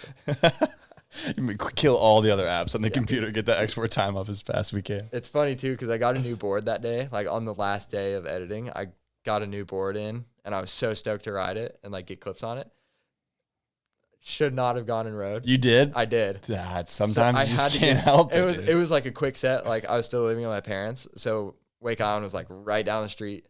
Busted over there, like, took, like, a 20-minute set, like, came back. I was like still wet in the chair editing because I was just like on one. I was just ready to go. Dude, there's times where I'll have to do some editing at night or at the day. I'll have to get X amount of editing done, and it's like, well, I can go ride, and I'm just gonna have to edit till late at night. Yeah, and it's like, okay, whatever. Like, it's the sacrifice I'm making. You know, it's hard too because sometimes when you edit, like you get so in the zone, it's almost like a flow state, like you would get when you ride, and you end up like when you're done editing, you're like shaking with adrenaline. You're like pumped, and it's like 2 a.m.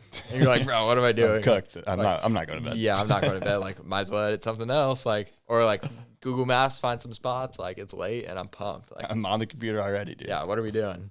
All right. I mean, speaking of, I don't have a whole lot left here, but speaking of this season, I mean, what are your upcoming plans for this season? Like, what are you looking at? Because right now this is coming out in the spring, so we got a whole season ahead of us. So season's looking pretty loose right now. Like, don't have a ton of plans.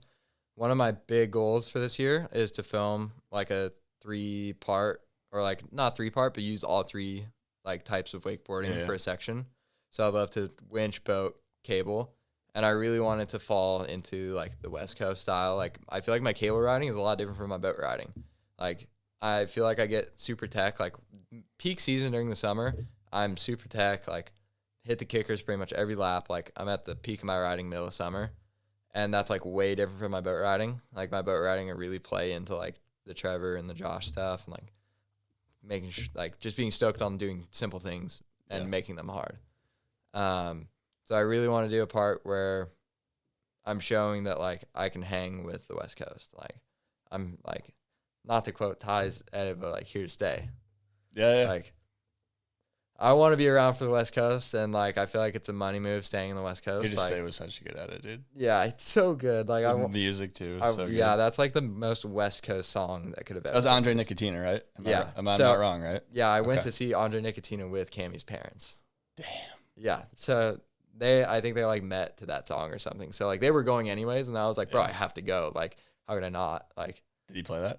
Yeah, he did. It was actually such a lame set. So he was like, it was really cool seeing him in person, but like definitely not going to another one of his shows. Okay, I'll just keep it to the Spotify. Yeah, like 4 hours of other people coming out, and then his set was like 20 minutes. The worst. He didn't even play a full song. It was like all of them mixed into like one track. I would not vibe with that at all. No. All right, well, Andre Nicotina is still good, but staying on Spotify. Yeah, I mean, I guess what you got any other plans, and then any other thank yous or anything you want to chat about here? I was just hanging out with the international hyperlight rep this week, and like we've known each other for a little bit now, and I haven't gone overseas, and I don't really have any plans to do contests, but I told him I'd be super pumped to do demos, and him and Trever talked, and it looks like something might actually be able to line up to get me over there. So like it would be sick. There was like a loose goal of it, but it'd be sick if like Campbell or Pedro or something could meet me over there for a couple demos, and they're pretty much on the same schedule as far as contests. Like I feel like they both ride in the same contests. Campbell and Pedro. Yeah. So it's like, okay, like whatever works out. But if it's only me, then it's only me, whatever. Yeah. But like definitely film while I'm there. Like get some private sessions, film some clips, like connect with the scene over there. Like my favorite thing to do is make connections, and I feel like that's just what you got to do. It's so sick in Europe, dude. It's so sick. It looks amazing, and like I said earlier, like you got to live your life, and like you got to go experience things. Yeah. So like I love to go work, but I also definitely like want to experience a couple things while I'm there, and like go to other parks. Like even if I'm not doing a demo there, like I'd love to go and do a demo there. I also don't even know what the plan is yet. Yeah. But I would love it for like if it was able to line up with a contest. Like yeah, why not? Like I'm here, kind of same like situation with me in the boat contest. Like we're here, dude. You like, can't not. Why not? Free entry since I'm judging. So go. why not? Like, Can you judge yourself? I wish. I don't know. Paid to judge at that point. I'm gonna throw the judges a curveball. I don't think they're gonna see a run like this before. For the I don't even know the name of this contest. It's called Thigh High. I don't even know what it is, but it's like a surf wakeboard contest. Yeah, it's a wakeboard contest. They're doing it in Groveland, Florida. It's probably this is probably gonna come out like this will way come out after it happens, and Jacob Sunde won. That'd be sweet. I'm riding an open, so there's probably some cracked OW. What are the different? What do we got? Oh, is open the top? Yeah, open's the top. As it should be. I didn't pay attention to anything else. So yeah, well, that's the only that's but what I understand. It's a 5. I guess it's like you can do 5 tricks that down and 5 tricks back. But I'm gonna throw him a real curveball. So if anyone's seen Trev's less than 5 run, he pretty much slashes the wake and like does the whole West Coast thing in between each hit. Yeah. So as long as it's between the buoys, it counts. Yeah. Yeah. All right, man. Anything else you want to touch on before we wrap this up, or anybody you want to thank? I mean, I don't know. There's like, you want to just bullshit about some stuff? Oh, like, actually, we got a hot take. I forgot to ask you about your hot take, bro. Let's how could we rip miss a hot the take, hot dude? take? I almost forgot. I got a couple. I might need to look at my phone for these because I wrote a couple of these down. All right, we're doing hot takes then. What what do you got?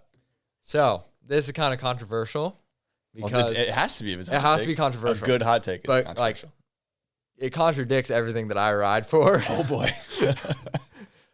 Nose, tail, back ones. And I'm sure that like, okay, if Josh did it or Trever did it, like they would probably do it. No. They don't get excluded from this. They would this. probably do it another way. Okay, so then like, all right, I'm specifically saying back one. Like you throw it in a back 5 and like, and you rotate like the trick around the grabs, like it looks great. Oh yeah, like solid. Like I think Luca does them really good. But yeah, Luca's mean. Nose tail back one, which by the way, yeah, you couldn't do one earlier. Whoa. You're right. I couldn't. Well, so the first one you missed the nose grab. The first one, full miss on the nose grab, and then I kind of got tail grab, but at that point it didn't matter. Like, I mean, you still went back one. So. I still went back. Well, I was like, you're right. I did go back one, but like I was kind of already committed. See, if to you that hit moment. the XL, if I hit the XL, probably would have done it right there. Probably would have blown my knee out. So then I went for the second lap. I was like, all right, I gotta actually like commit to this. Yeah. Dusted nose, didn't look good. Like it wasn't a poked nose. It was just like bring that thing up and touch it. Got tail, back one, and then I kind of. I could have rode away if I wanted to. Well, but what happened though? I fell. Yeah, that trick doesn't even want to be landed. It's been so many years since I'd done that trick. Dude. I don't know. I'm such a hater sometimes, but like, I just got those tricks. It just doesn't look very good in my opinion. And like, if you're grabbing your board and you're doing double grabs and you're like a beginner wakeboarder, like that's sick. Like, oh, of course. If you're doing nose tail back ones and you're like up and coming and like you really haven't like figured out your thing or like found your thing yet, like amazing. Like keep doing it. That's great. But like, if I see someone that's like very well capable of like doing something cooler, do a nose tail back one, I'm calling him out. Get out of here with that nose tail back one. Dude, for me, it's the stalefish back one. The stalefish to blind. Well, because everyone does it? Or because I feel like people don't do them anymore now. I feel like that was a hot commodity for, I feel like when Daniel Grant. That was the only commodity for a while. Yeah, when Daniel Grant was like doing the like stale melon front ones. Yeah. Like to the flats. Like, I guess it's always to the flats because it's cable. Yeah, facts. But like almost landing on shore. Like, yeah. I feel like everyone was trying to like copy his steez on that and like do like stale back ones. It's also kind of weird because it's so easy. It sets you up like a board slide back too. It's a board side press too. That's exactly what it is. Like, which everybody does. On Everyone the does. Like, that's the first spin out you learn out of a rail. I think but you don't have to pass it. It was like definitely overdone for a long time. And then some people did them with like the stale where they bring the board like up in front of their face. And like personally, I'm not a huge fan of that. No, I'm not at all. But if you like it, like I'm not. So one that I saw the other day, which I don't know how I've never thought of this before. It's so simple. Daniel Johnson posted something on his story. He did stale front one behind the boat, but he didn't shifty. He went stale and like poked it really good and held it for super long and then just kind of like dropped. Just like set it down. And I've never seen that before. Like I've seen it with a shifty. Like everyone does it on the cable, like shifty, like stale, shifty front one, like Daniel Grant. Yeah. I've never seen anyone just go stale, hold it, poke it, and then just like kind of just drop it. All right, I like that. Which I'm stealing for sure. Like maybe I'll do something different, like put a fake out at the end of it, or like make it my own. But like that one's, I saw that and I was like, bro. Daniel Johnson's been he's been steezing out. past year, 2 years, like he's been doing some cool shit. He does some cool grabs and like super unique to his own riding. Yeah. Like he still does all the contest tricks and whatnot. Yeah. Which like props, super hard. But he does them his way. Yeah. And this year at Moomba, he made finals. Like, yeah. Which run. is a hard finals to make. Yeah. Like, the names that were there. I know. Come on. Like, Thomas Herman fell on a grow mob. Oh, dude, It's tough out here, dude. I know you made a video today that was like, I spent whatever amount of money to go on this trip and I made $0. I was like, yeah, that's why I don't go international right there. Dude, I actually shout out, I mean, I've probably given Thomas Herman a lot of credit, but he's been posting videos where he's like transparent about what he's making. I think that's really cool. Which is super sick. I really think the wave that he's going is something that like no one's touched in wakeboarding yet. And I feel like he's doing it in his own way, which like kind of like it's cool in his way that he's doing it. But also, like, he's making it super relatable for people. Yeah. They're like, this is another option that hasn't really been touched too much yet. Like, okay, JB O'Neill, he was like, I know that he was like super crazy, like before he got on Hyperlight. Like, his riding was just like insane, like super sendy. Like, still, when he got on Hyperlight, like he put out that winch part, like, which was insane. Like, that was crazy. But like, he does a lot of YouTube stuff. And like, he found his wave, and like, that was. People were doing YouTube, but they weren't doing it like him. Well, it was like David O.C. was doing YouTube, but like David O.C. didn't have like the resume that JB had. Where like, JB's like a legit pro rider. Yeah. Like, And I feel like JB was probably like more relatable to people, and he was like very himself on the down camera. to earth, just chilling. Like talk some shit, like do very relatable things on camera. So I feel like that's like kind of one of the first couple people that like broke into that area of wakeboarding, and then I feel like Thomas is doing the same thing. It's kind of the newer wave of it, like straight to social. Yeah, that's shout out Thomas for that. And like he'll post screenshots of like kids that are just hyped on him, and they're like, and like he'll put like the kids that he coaches on his page, and like that's probably growing the sport of wakeboarding. Like if you think he isn't growing the sport or like he's doing something wrong, like he's still doing everything that we're doing. Dude, you can't say Thomas Herman is doing something wrong. Exactly. I'll fucking go toe to toe with anybody that says that. Like that's crazy, dude. Yeah. So what else you got? Oh, any other hot takes? I got another one. All right, let's go. Pants with just a life jacket. If you don't have, like, okay, I'll ride like a wetsuit with just pants, but that's different, I feel like, because you've got like something on and it's not just like a big bulky. Say it again. What was it? Pants with a full wetsuit with nothing on the top. Yeah. I feel like that's different. I feel like Timo does it really well. Like I think I saw a couple clips of Gavin doing it. Like I love riding like that because you like still get the pants swag, but like you can still you got nothing up top. Yeah, still move in your 4.3. But man, Trever Mandel, I had to kit him out for Alamo because he just wanted to ride in like blue and white board shorts and a life jacket, or it was a life jacket and just pants. The one thing we need to eliminate. Life jacket and pants. That one's got to go. Just life jacket and pants is that crazy. One's got to go. Dude. That's insane. It's crazy. Like I wouldn't, if someone told me this is the only thing I could ride in for the rest of my life, I probably wouldn't wakeboard. I'd probably pick a different sport. Dude. Yeah, I'd probably only film. Like, yeah, that one's crazy. I just look, do whatever you want, but I want to know the mentality. Because you obviously at least 50% care about what you look like out there. Probably just get a tan at least or something. I guess the tan is a bit. But like, bro, like like even a short sleeve t-shirt looks fine. Like it looks great. Yeah. Like just that's wakeboard apparel. I would even rather see a short sleeve t-shirt underneath the life jacket and pants than to see pants with no shirt over the life jacket. I can tell you right now, the one thing I don't want to see is just a life jacket. Never. It looks like a weight vest. Never. And it's like, bro, are we CrossFitters out here? What are we doing? Like some of the guys that do it, like make it look good. Like I'd say Gunther makes it look all right. But he also wears kits. He kits up a lot, dude. He kits up a lot. And then like just everyone that rides in contests, like, yeah, you're already riding in a bib. Like if it's not cold and you're not in a suit, like the bibs are tough. You're probably going to ride with a bib over and like nothing else. And that's fine. Yeah. But Trever, I fully had to kit him out for Alamo. It's helping out your boys, dude. Yeah. I helped him out big time. You got to do him a favor. It was like coming out of winter. He was pale. Like we needed. Yeah, I threw Alamo, or I forget what shirt I threw on him. Probably like a Hyperlight, and then like could be anything, a Steve's Life shirt.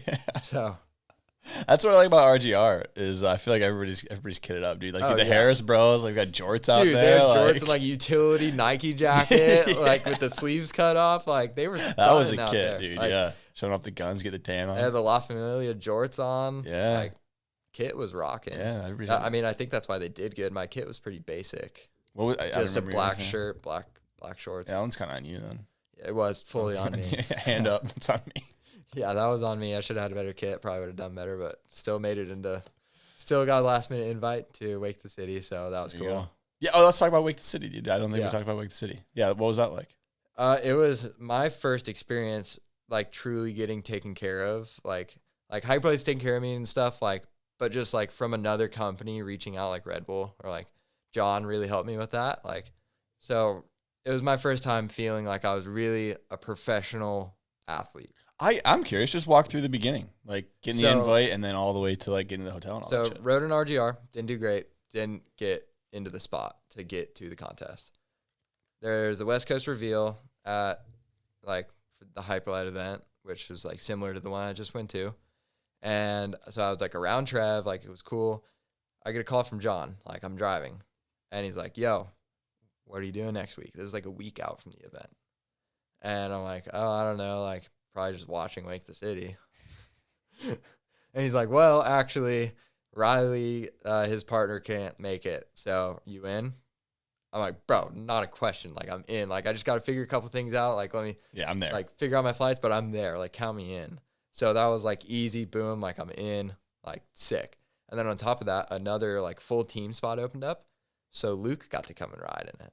Yeah, Luke and John. Luke and John. So that was like cool to like see my friend come up too. And like we both made it in without, like, I guess it's kind of lame that we didn't make it in without qualifying. Oh, there's spots open. There's spots open. Dude. Someone's got to film, and we were ready to go. And like, I feel like we all killed it. Like, I feel like I didn't ride that great. Like, I didn't know if I was necessarily like ready to do that. Yeah. But regardless, I still wanted to go experience it. And I think I realized the fact that I wasn't too ready for it afterwards. Because going into it, me and Riley were like dialed, like super dialed. I think I should like maybe practice a little better at home because I like rode boat for 3 days, like 3 or 4 days. And then I took like one cable set and then went. Mm-hmm. A couple more days in the cable might have helped a little bit. Might have helped a little bit. Like, I don't know. That just sounds like an excuse. I probably just messed up. Scoofed it. Yeah. But I don't know. If I'm gonna have an excuse, that'll be my excuse. Yeah, I mean that's a valid one. So get to Wake the City, like get picked up in the Red Bull truck from the airport, which is like, oh my God. Sick like, start. All right. If this is what we're in for, like I'm loving it. Like this is sick. Like the Red Bull, like the Midwest Red Bull rep was there. Like he was super cool. Like we were just chatting on the drive. You get there, like you sign whatever for the contest, and then you like go to your room, and they gave us like cards to use while we were there. They were like $200 Visa cards, which is like, oh my God, like it's only $200, but like that could feed you throughout the whole event if you needed to. I didn't use it the whole time. Like I used it for gas when I went home. Yeah. Like, but I was like, oh my God, like fried food, yeah. This is insane. Like the level of like, and maybe other people that do these contests, they're probably like, like whatever. Like put another one in my wallet. Yeah, put another one in my wallet, call it a day. But for me personally, it was like, man, this is like really cool that like Red Bull takes care of people that don't even ride for them. Like they just come to their contest. Yeah. And then like, just like going out to the dinners and stuff, and like being around people that I look up to, like. That was another thing that was big for me was like Felix, Nico, DJ. Right. And I felt gone, accepted as a professional athlete. Like I felt like that was like the real like click in my head of like all these guys are acknowledging me as like one of them. Yeah. Like this is a pretty cool feeling. Like I hadn't really experienced anything like that other than like Josh and Trav. Yeah. So it was like pretty crazy to like see the guys I've like barely ever talked to like throughout the year, like maybe a couple DMs on Instagram, like to be in the same contest as them and then also get recognized as like one of them. Yeah. Like that was pretty big. It's surreal, dude. I bet. Yeah. It was just like a definite flip the switch moment for me. Yeah. And then like riding in the contest, I thought we were going to be way further apart from each other. Like me and Riley, like on the 2.0. Like distance-wise, physically. Yeah. And like me and Riley are like both very similar heights. So we're like, all right, who's going to ride in the front? Who's going to ride in the back? And Riley was just barely shorter. Riley's definitely shorter, by the way. I don't know. I thought we were similar heights, but whatever. Riley's on his tippy toes. Yeah, I'm trying to cut him some slack. But so Riley rode in the front, and I thought we were going to be way further apart. Like probably like boards were going to be like 5. Like it probably was 5 feet apart from each other. But when you're riding, like 5 feet is not very long. You're moving quick. Yeah, you're moving quick, and like you're spinning and stuff, and like all this and all that. And, like you're in his rooster tail, like just riding behind him in his wake. And, like, that was fine. Like, handled it. Like, fell in practice a couple times, but, like, never fell in the run, I don't think. I don't think we fell in our run. But we didn't make it through the first round, which was, like, all right. Like, that was fine. So then we just, like, hung out and, like, experienced what Red Bull had to offer for us and, like, just walked around, saw the site, like, grabbed a couple drinks and just hung out, watched the rest of the athletes compete. Yeah. Red Bull does it right. There's, like, no doubt about that. I don't think anybody would disagree. Yeah. How they throw events down. So that was, like, a real moment for me going to that contest. It was Yeah. like, man, lucky enough to get in. And then also, like, me and Riley, like, we've hung out a couple times, like, at yard sale or something in past years, but, like, we've never really ride together. And we've never really, like, spent this much time together. I think it was more of, like, okay, we could definitely get this athlete to come out. So that's why I was picked. But I also think that Riley was, like, fine with it. I don't know. Dude, they don't ask how, they ask how many. That's one, right? you're there. Yeah. Like, but we were, like, super pumped on what we did. And, like, Riley's so sick. Like, I love that kid. So yeah. it was a great experience. Yeah, good cat for sure. Canadian. Definitely Canadian there. Oh, yeah. So, yeah. I mean, anything else you want to touch on before, you throw some thank yous out there? No, I'll just go straight to thank yous. What are we at right now? 222? 22? Yeah, that's fine. Let's end it. That's perfect for me, dude. That's good. A solid pod. We have some room for the future. Maybe tons of room. Dude. If this thing is going, like, how long you think this is gonna go? Like 10 years, 12 years, the rest of your life? There's no plan on stopping, dude. Yeah, that's for sure. So there's it'll evolve and it'll change. But if I'm killing it, there's definitely gonna be a rerun, dude. In a couple of years, or if you're back in town, shop talk. Like, it's easy. Yeah, for sure. Easy.